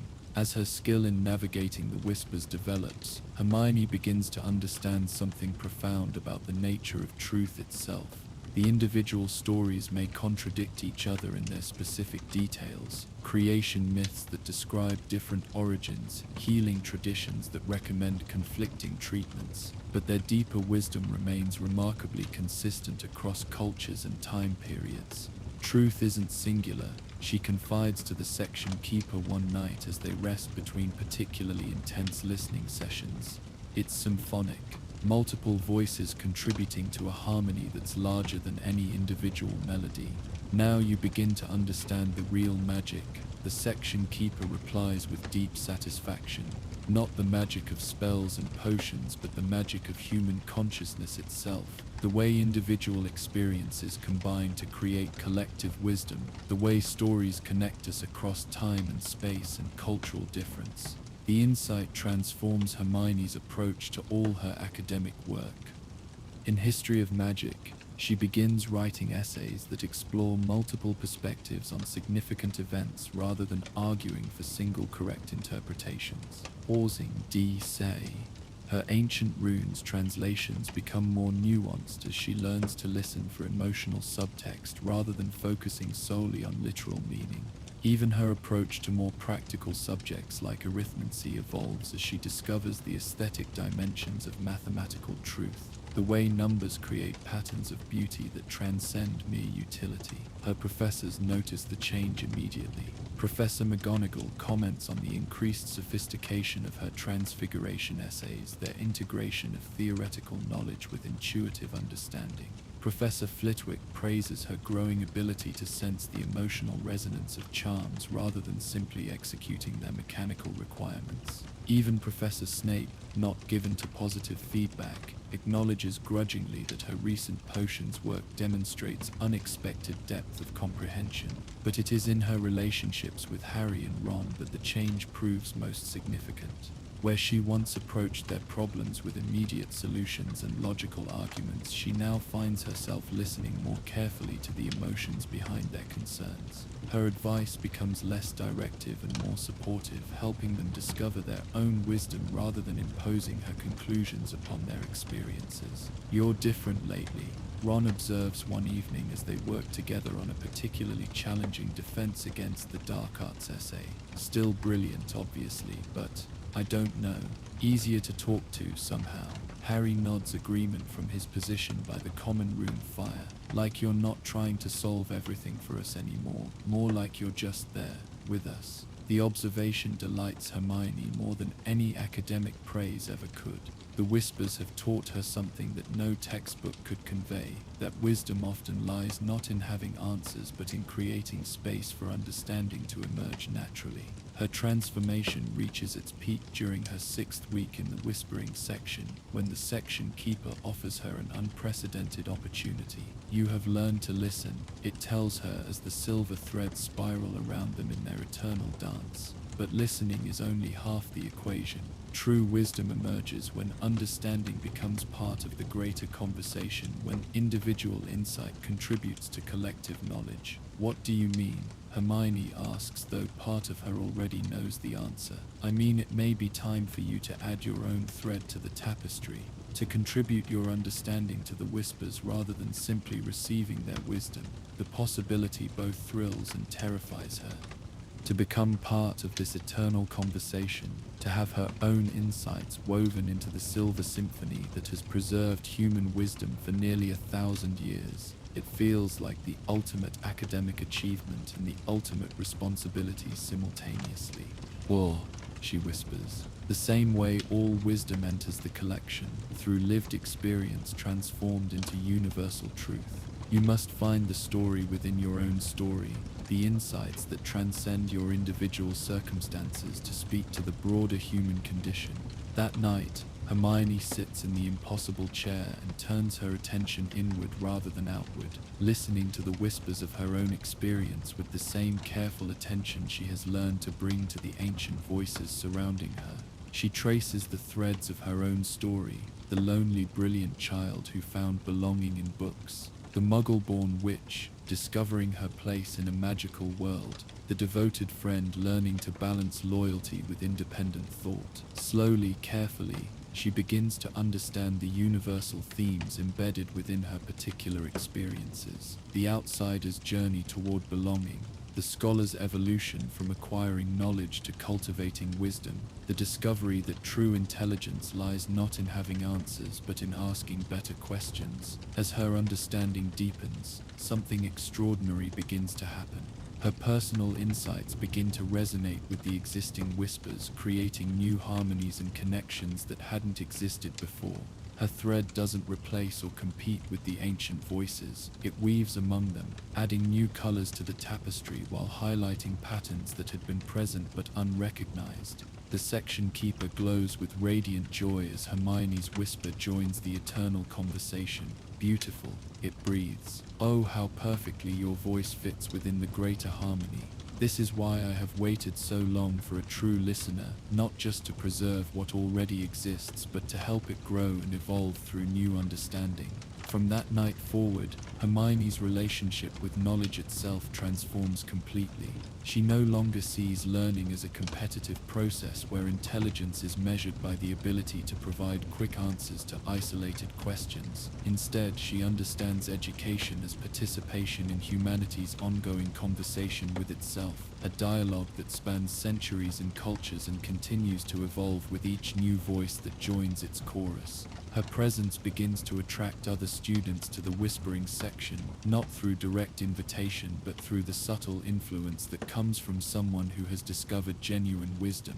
Harry finds the room during one of his late-night wanderings, drawn by whispers that speak to his experience of bearing burdens too heavy for his age. Ron stumbles upon it while searching for a quiet place to think through his struggles with self-worth and family expectations. Each new visitor discovers their own pathway into the Whisper's wisdom. Harry connects most strongly with stories of chosen families and the courage required to accept destiny without losing personal agency. Hall's story sick to story sick in Tim Ding. Ron finds resonance in tales of younger siblings who discover their unique gifts and contributions to their communities. Hall's story sick in Timmunities. Luna, when she eventually joins them, gravitates toward the creation myths and stories of transformation that celebrate difference as a form of beauty. Together, they form a small community of listeners, each contributing their own thread to the ever-growing tapestry while learning from the wisdom of voices separated from them by centuries and continents. The section keeper delights in their presence, its loneliness dissolving in the warmth of genuine engagement and appreciation. This is how it was meant to be. It tells them one night as they sit together in the impossible room, surrounded by silver spirals and the gentle music of human wisdom. Not a museum of preserved knowledge, but a living conversation between past and present, individual experience and collective understanding. Under the section keeper's guidance, they begin to understand their role as bridges between the ancient wisdom and their contemporary world. They don't extract specific information to use in their regular studies that would violate the essential nature of the Whisper's gift. Instead, they allow the deeper patterns of understanding to influence how they approach all learning, carrying the Whisper's harmony into their everyday interactions with knowledge and with each other. Hermione's final year at Hogwarts unfolds with a depth and richness she could never have imagined during her earlier academic career. Her Newt examinations, when they arrive, feel less like tests of accumulated information and more like opportunities to demonstrate integrated understanding. Her essays explore the connections between different subjects, the ways that transfiguration theory illuminates potions practice, how ancient runes preserve not just magical formulae, but entire worldviews about the relationship between language and reality. Her professors are uniformly impressed by the sophistication of her work, but more importantly, Hermione feels a deep satisfaction in the learning process itself. She has discovered something beyond academic achievement, the joy of participation in humanity's eternal quest for understanding, the privilege of adding her voice to conversations that began before her birth and will continue long after her death. The story reaches its culmination during her final visit to the Whispering section before graduation. The room has become as familiar as her own dormitory, the silver threads as comfortable as old friends, the section keeper's presence as natural as breathing. But tonight feels different, more ceremonial, more significant, charged with the weight of transition and new beginnings. "You're ready," the section keeper tells her as she settles into the impossible chair for what may be the last time. Ready to carry the Whisper's wisdom into the world beyond these walls. Ready to help others discover their own voices within the greater conversation. Hermione nods, understanding flowing through her like warm honey. Her time as a student is ending, but her role as a participant in humanity's ongoing dialogue with itself has only begun. She will carry the Whispers with her wherever she goes, not as information to be deployed, but as wisdom to be lived, as understanding to be shared through example rather than instruction. Around her, the silver threads spiral with particular brilliance, and she realizes the Whispers are offering her a farewell gift. Voices from across the centuries speak directly to her, sharing blessings and encouragement, wisdom for the journey ahead, and reminders of the connections that transcend time and space. 1-2 Fathers tu panti suni, she biol suviolge seas and peace you be and season. Voices from across the centuries speak directly to her, sharing blessings and encouragement. 1-2's for seas and pain. Remember, whispers a voice that might belong to an ancient Greek philosopher, or a medieval abbess, or a tribal grandmother, whose people have been dust for 1,000 years. Knowledge shared is knowledge multiplied. Wisdom given freely returns to the giver transformed and strengthened. Listen always with your whole heart, and help others discover the music in their own voices. As the blessing fades into the eternal harmony, Hermione feels a profound sense of completion and beginning simultaneously. She has found what she came seeking, though it proved to be something entirely different from what she expected. Instead of the chronicles of Merlin's lost years, she has discovered something far more valuable, the chronicles of human wisdom itself. The ongoing story of consciousness seeking to understand its own nature and place within the vast mystery of existence. She rises from the impossible chair and bows deeply to the section keeper, who glows with paternal pride and affection. No words are necessary. The understanding flows between them like the silver threads themselves, rich with meaning that transcends language. As she makes her way back through the library's familiar passages toward the world that awaits beyond Hogwarts walls, Hermione carries with her not just the memory of whispered wisdom, but its living presence. The voices continue their eternal conversation in her heart, ready to offer guidance and perspective when she needs them most, ready to be shared with others who are ready to listen with more than their analytical minds. Behind her, the whispering section settles into patient waiting for the next seeker, the next soul ready to discover that the deepest truths cannot be grasped but only received, cannot be possessed but only participated in. The section keeper continues its ancient vigil, guardian of humanity's most precious inheritance, the wisdom that flows like water through the centuries, connecting every human heart to every other through the silver threads of shared understanding. In the growing light of dawn, the whispers fade to the very edge of hearing but never disappear entirely. They wait in the spaces between thoughts, in the pause between heartbeats, in the moment of recognition when one soul truly hears another. They are always there for those who remember how to listen, how to join their own voices to the eternal song of human wisdom seeking to know itself. As the ancient conversations continue in chambers where words themselves have learned to dance, and young minds discover that the greatest knowledge lives not in books but in the spaces between heartbeats, another form of sanctuary awaits elsewhere in the castle's embrace. In a corner of the library that appears only when solace is most desperately needed, furniture arranges itself into perfect comfort, while tea steams eternally warm, offering refuge to those whose sleepless hours need transformation rather than cure. Join us for the Midnight Reading Nook. The Hufflepuff dormitory lies wrapped in the deep silence that comes only in the darkest hours before dawn, when even the castle's ancient stones seem to hold their breath in reverence for sleep.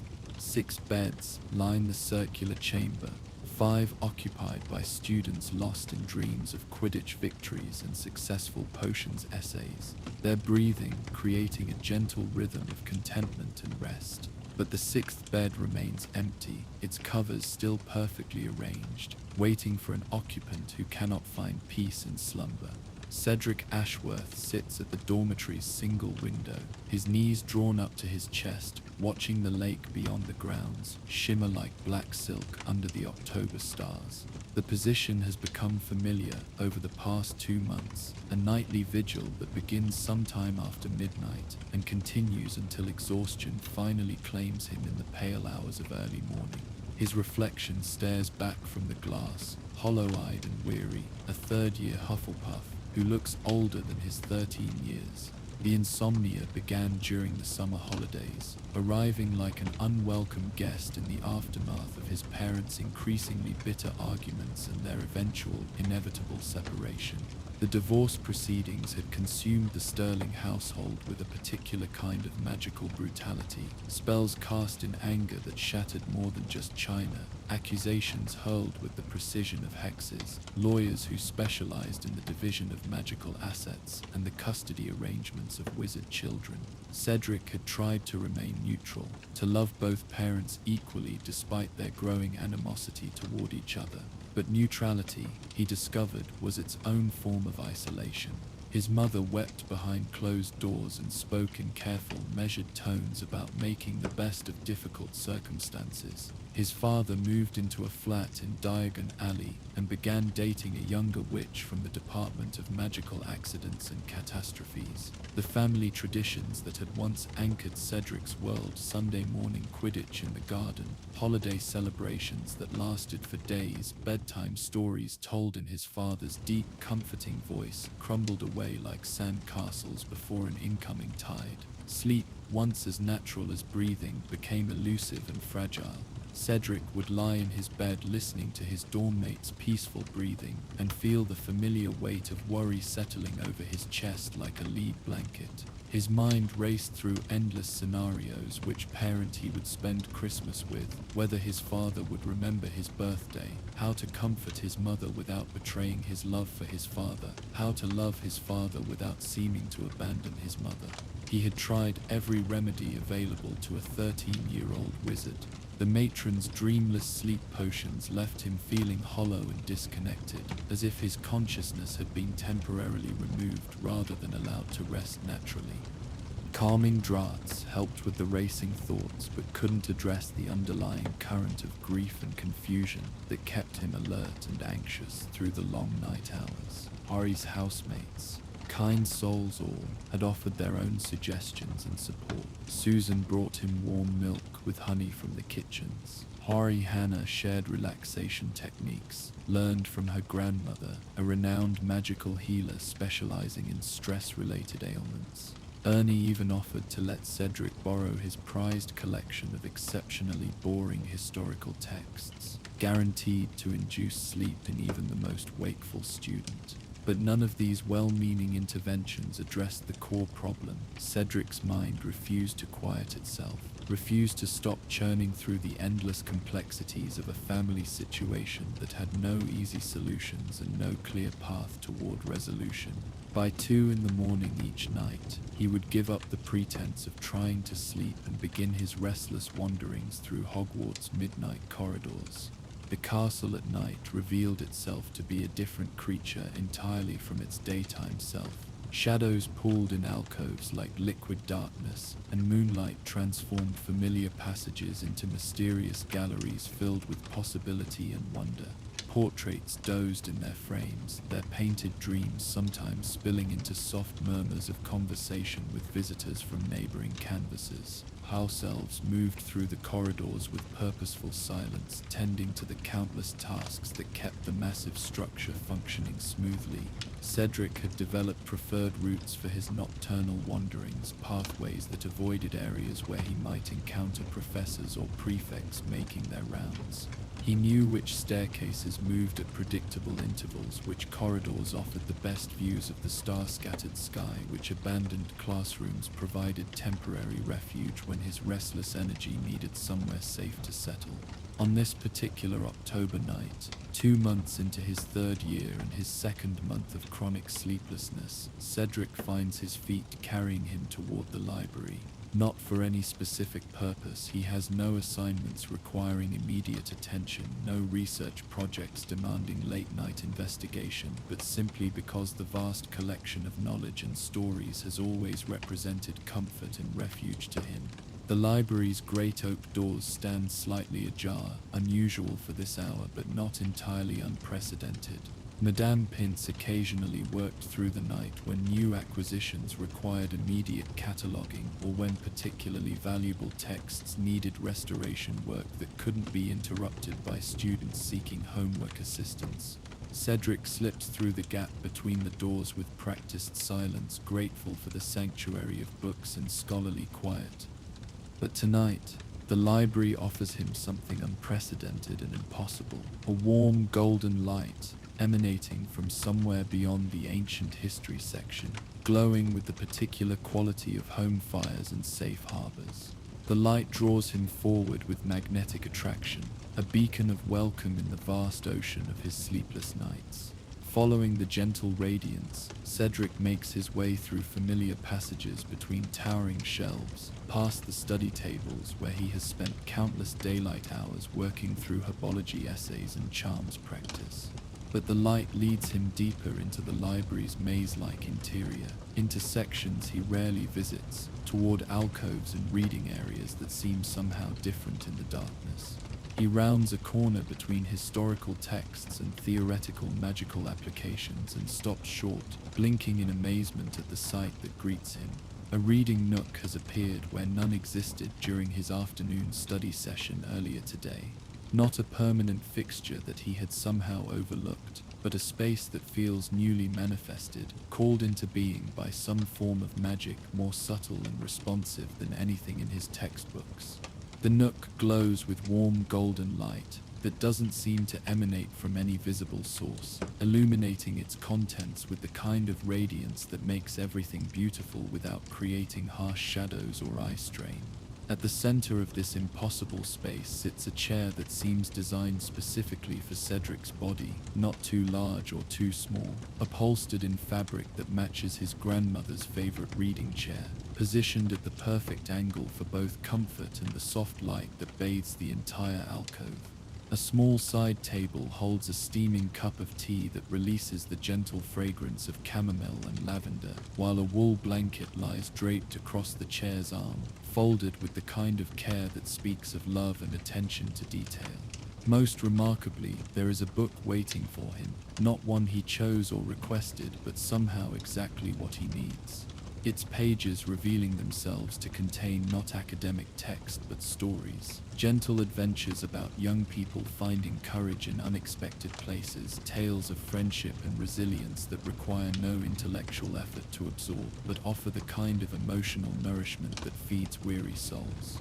Cedric approaches the miraculous reading nook with the careful reverence of someone encountering true magic, not the learned magic of wand movements and spell components, but the deeper magic that responds to genuine need with perfect understanding. He settles into the chair and immediately understands that he has found something beyond mere furniture or temporary shelter. The chair embraces him with exactly the right degree of support and softness.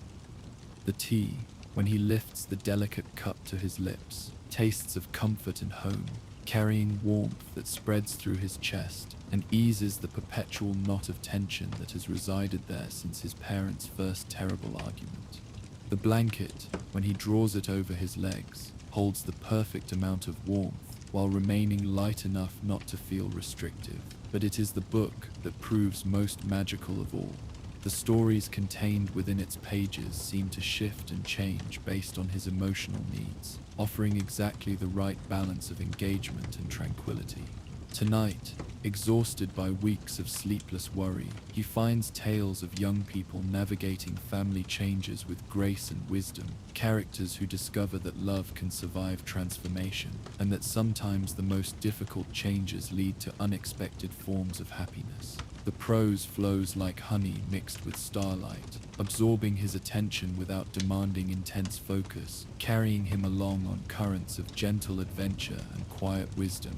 For the first time in months, Cedric feels his mind beginning to relax, the endless cycle of anxious thoughts gradually slowing as the stories work their subtle magic on his overtaxed consciousness. He reads until the first pale hints of dawn begin to creep through the library's tall windows, then looks up to find that the reading nook has vanished as mysteriously as it appeared. The chair, the table, the tea, even the book, all gone, leaving only the familiar arrangement of library furniture and the lingering sense that he has experienced something precious and impossible. But the magic hasn't entirely disappeared. As Cedric makes his way back to Hufflepuff House in the growing light, he carries with him a feeling of peace he hasn't known in months. When he finally slips into his bed, pulling the covers up to his chin, sleep comes naturally and easily for the first time since summer. He dreams of warm golden light and stories that understand the secret places of the heart. The next night finds Cedric returning to the library with a different kind of anticipation. The rational part of his mind suggests that what he experienced was some form of vivid hallucination brought on by exhaustion and stress. Reading nooks don't simply appear and disappear based on emotional need.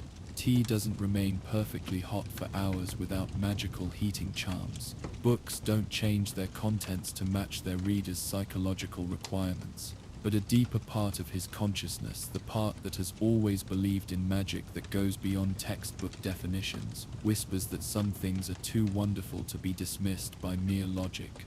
He arrives at the library shortly after midnight, moving through the familiar pathways with hopeful uncertainty, prepared for disappointment but unable to abandon the possibility of miracle. The warm golden light greets him like an old friend. This time, the reading nook has manifested in a different location, tucked between ancient runes and arithmancy, creating a cozy alcove where none had existed hours earlier. The chair has changed as well, still perfectly suited to his proportions, but upholstered now in deep green fabric instead of the previous night's warm brown.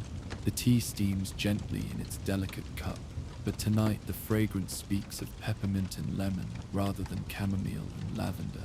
Most intriguingly, the book awaiting him contains entirely different contents. Tonight's stories explore the nature of change itself, tales of young people learning that transformation need not mean loss. that sometimes the end of one chapter allows for the beginning of something even more beautiful. The prose maintains the same gentle, absorbing quality, but the themes have shifted to address his evolving emotional needs. Cedric settles into the impossible chair with a sigh of profound relief. Whatever force creates this nightly sanctuary understands him in ways he is only beginning to understand himself. The nook doesn't just provide physical comfort, it offers exactly the right combination of solitude and company, of engagement and rest, of entertainment and healing that his particular form of insomnia requires. As he reads, sipping tea that tastes like liquid contentment, Cedric begins to understand that he has discovered something beyond a simple magical anomaly. This reading nook represents a form of magic powered by compassion rather than spell work, responsive to genuine need rather than commanded through incantations. It exists because someone somewhere understood what it meant to lie awake in the darkness and need something more than solutions or distractions. Over the following weeks, Cedric's nightly visits to the reading nook become the anchor point around which his entire sleep schedule reorganizes itself. He still doesn't fall asleep easily at traditional bedtime, but now his wakeful hours transform from periods of anxious suffering into interludes of peaceful solitude and gentle discovery. Each night, the nook appears in a different location, its furnishings adapting to his changing moods and needs. Sometimes the chair is soft and enveloping, perfect for curling up when he needs to feel protected and secure. Other nights it's more upright and alert, designed for active reading when his mind craves engagement rather than simple comfort. The tea varies as well, soothing herbal blends when anxiety runs high, energizing combinations when he needs clarity, warming spices when the castle's ancient stones radiate cold that seems to seep into his bones. But it's the books that prove most consistently magical, their contents shifting and evolving in response to his emotional landscape. During particularly difficult periods, when letters from home bring news of lawyers and custody hearings and the division of family possessions, the stories focus on themes of resilience and the discovery of inner strength.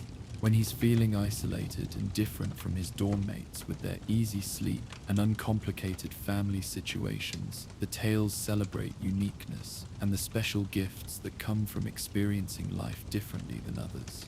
One night, about 3 weeks into his acquaintance with the reading nook, Cedric discovers something that transforms his understanding of the space entirely.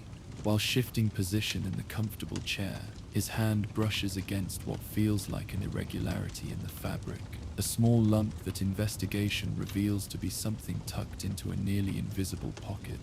He extracts a folded piece of parchment, yellowed with age and covered in handwriting that predates his birth by decades. The message is brief but profound. To whoever finds this, you are not alone in your wakeful hours. This place has been my refuge for 6 months now, appearing whenever I need it most. The magic here understands the special pain of lying awake, while others sleep peacefully. I leave this note in case others discover what I have found, in case there are fellow travelers on the difficult road of midnight wakefulness. The tea helps, but the stories help more. Don't fight the sleeplessness, let it teach you what it came to teach. If Grateful Insomniac, 7th year Ravenclaw, June 1893.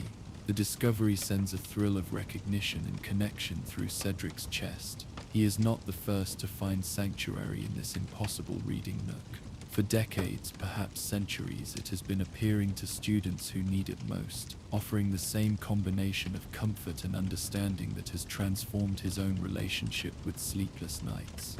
Over subsequent visits, he discovers more messages hidden throughout the nook's ever-changing furnishings. Notes tucked behind cushions, messages folded into bookmarks, words of encouragement written on napkins and slipped between pages.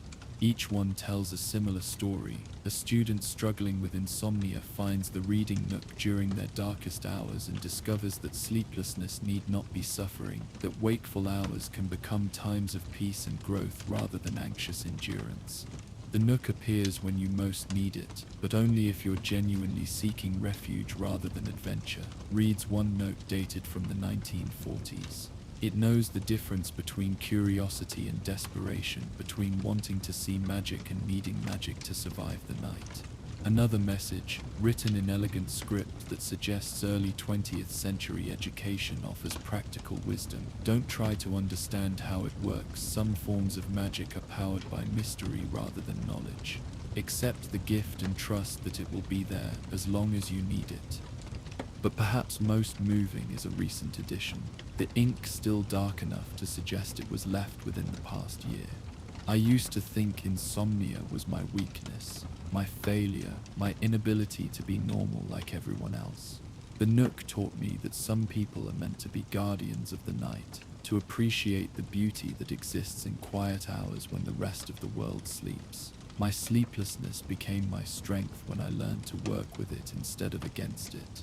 Inspired by these messages from fellow travelers, Cedric begins leaving his own contributions to the Hidden Correspondence Network. His notes focus on the discoveries he's making about the transformative power of accepting rather than fighting his sleepless condition, about the way the Nook's stories have taught him to find peace within change rather than demanding that change stop happening. The magic here doesn't cure insomnia. He writes on a piece of parchment that he folds carefully before tucking it into a gap between the chair's cushions. It transforms insomnia into something bearable, even beautiful. I sleep better now, not because I fall asleep earlier, but because my wakeful hours have become peaceful instead of anxious. Sometimes the answer isn't fixing what feels broken. Sometimes it's learning to see brokenness as a different kind of wholeness. As autumn deepens into winter and Cedric's third year at Hogwarts progresses, his transformation becomes apparent to those who know him well. His academic performance improves not because he's getting more sleep, but because his approach to learning has become more patient and contemplative.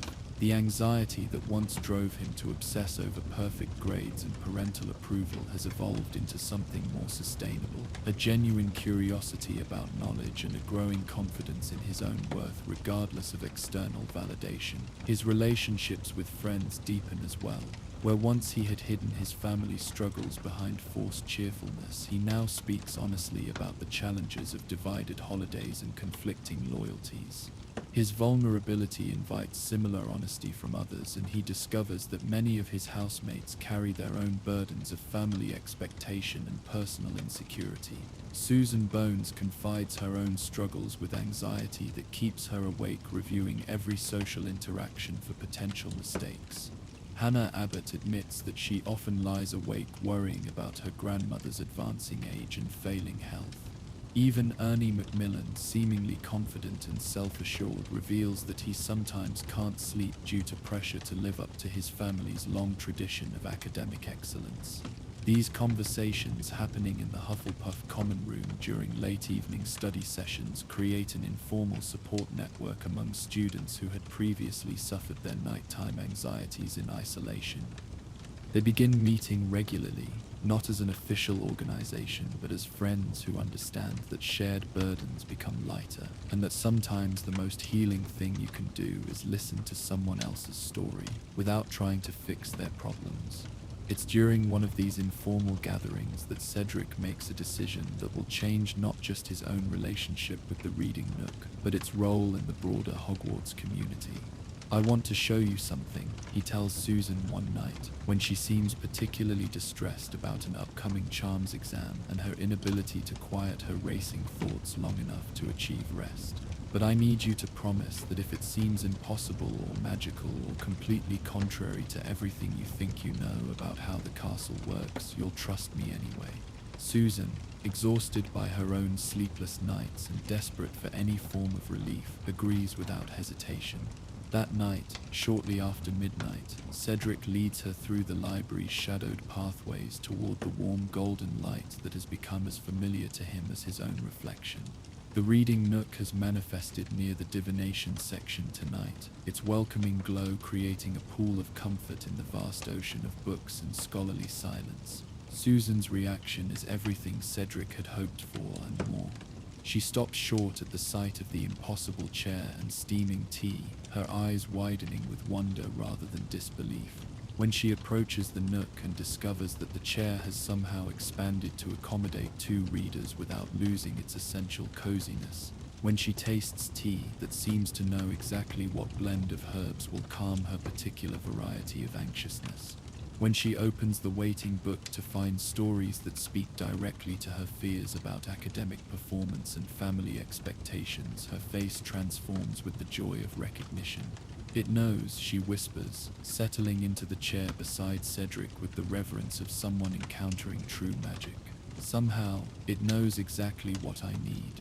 It always does, Cedric confirms, opening his own book to find tonight's selection of gentle adventures and quiet wisdom. The magic here isn't about solving problems or making difficulties disappear. It's about providing exactly the right environment for peace to emerge naturally. They read together in comfortable silence, sharing tea that remains perfectly warm and stories that seem designed for their particular combination of personalities and needs. When dawn approaches and the nook begins its gradual fade back into impossibility, Susan looks at Cedric with tears of gratitude in her eyes. "Thank you," she says simply, "for trusting me with this, for sharing something so precious. I feel different, calmer. Like maybe insomnia isn't my enemy after all." Over the following months, their small circle of midnight readers grows carefully and organically. Cedric and Susan introduce Hannah during one of her particularly difficult nights, when worry about her grandmother's health combines with pre-exam stress to create a perfect storm of sleeplessness. Hannah brings her own gifts to the group, a natural ability to create comfort through small gestures, an intuitive understanding of which herbal teas blend most effectively with the nook's magical offerings. The nook adapts beautifully to accommodate its growing community. The seating expands and contracts based on how many visitors arrive each night, never feeling crowded but always providing space for genuine connection.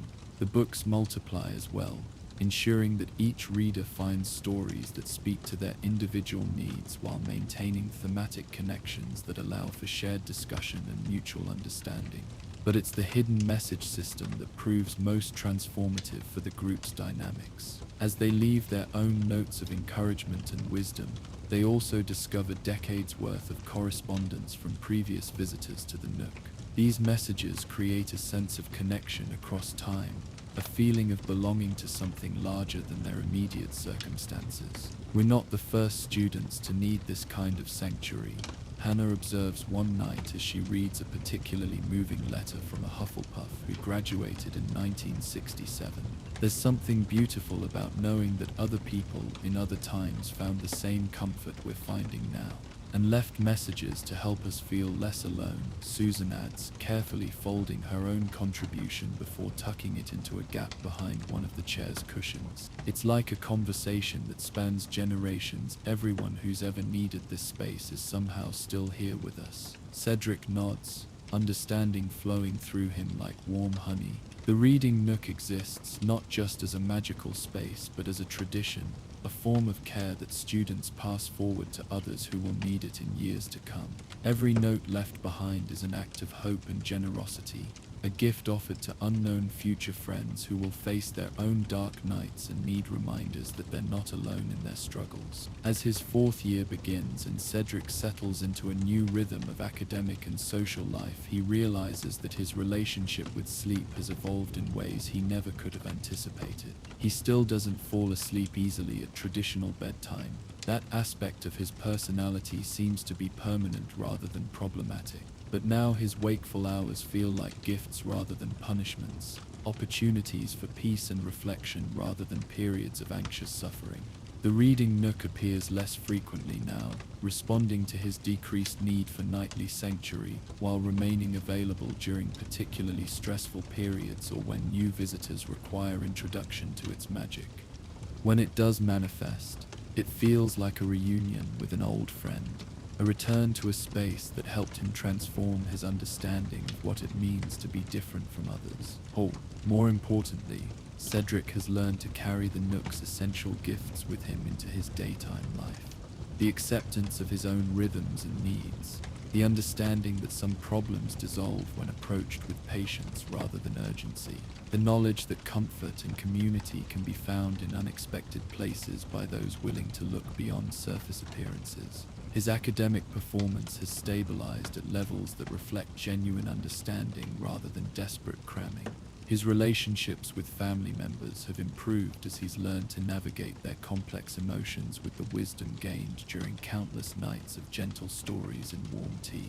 Most significantly, he has discovered his calling as someone who creates sanctuary for others. Through tutoring younger students, through organizing study groups that prioritize support over competition, through the simple but profound act of listening without judgment to friends who need someone to witness their struggles. The story reaches its culmination during the spring term of Cedric's 6th year, when a first-year Hufflepuff named Timothy seeks him out with desperation in his eyes and exhaustion written across his features. The boy's parents are going through a bitter divorce, and the familiar symptoms of stress-induced insomnia have begun to destroy his ability to function academically and socially. Cedric recognizes himself in Timothy's hollow-eyed fatigue and anxious energy, sees his own younger self in the way the boy tries to hide his family troubles behind forced smiles and determined cheerfulness. Without hesitation, he offers the same gift that was once offered to him: sanctuary, understanding, and the promise that sleepless nights need not be endless suffering. That evening, he leads Timothy through the library's midnight pathways toward a warm golden light that appears right on schedule, manifesting in an alcove between magical creatures and advanced potions theory. The reading nook welcomes them both with its familiar magic, comfortable seating that adjusts to their combined needs, tea that tastes of comfort and home, books filled with stories about young people finding strength in the midst of family chaos. But tonight, Cedric experiences something new. The deep satisfaction of passing forward the gift of sanctuary, of helping someone else discover that their differences can become strengths and their struggles can become sources of wisdom and compassion. How is this possible? Timothy whispers as he settles into the impossible chair with wonder brightening his tired features. I don't know, Cedric admits, reaching for his own cup of perfectly warm tea. But I've learned that some magic works better when you don't try to understand it completely. Some gifts are meant to be received and shared rather than analyzed and explained. As Timothy opens his book to find the first night's selection of gentle adventures and quiet wisdom, Cedric reflects on the journey that brought him to this moment. The desperate, sleepless 13-year-old who first stumbled upon this magical sanctuary has become someone capable of offering guidance and support to others facing similar struggles. The insomnia that once felt like a curse has transformed into something resembling a calling, an invitation to become guardian of the night hours, protector of those who find peace in darkness and solitude. Around them, the reading nook glows with its eternal warmth, powered by decades of gratitude and generations of students who have discovered that some of life's greatest gifts come disguised as problems, that sometimes the things that make us different are exactly the things the world needs most. Outside the library windows, Hogwarts settles into its nightly rhythm of rest and dreams. But here, in this impossible space that exists outside the normal rules of architecture and time, the wakeful find their own form of peace. The tradition continues, love and understanding passed from one sleepless student to the next, creating ripples of compassion that will spread through countless lives in ways both visible and hidden.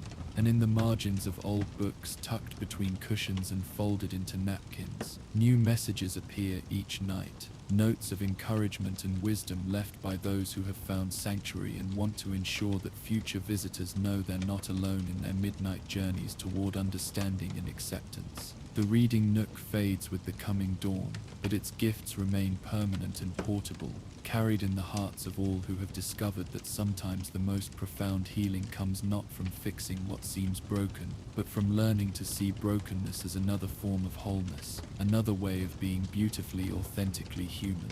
In the quiet corners of memory where golden light never fades and stories never end, the tradition of Midnight Sanctuary continues, one sleepless student helping another discover that the longest nights often lead to the most beautiful dawns. Our magical journey through Hogwarts comes to a close for tonight. Now you'll hear the gentle crackling of the common room fire and soothing ambient sounds of the castle to accompany you as you drift off to sleep. These calming sounds will continue without any advertisements or interruptions. May your dreams be filled with magic and wonder, and may you sleep as peacefully as if you were tucked away in your cozy four-poster bed in the dormitory. Good night, dear witch or wizard, until our next adventure in the wizarding world.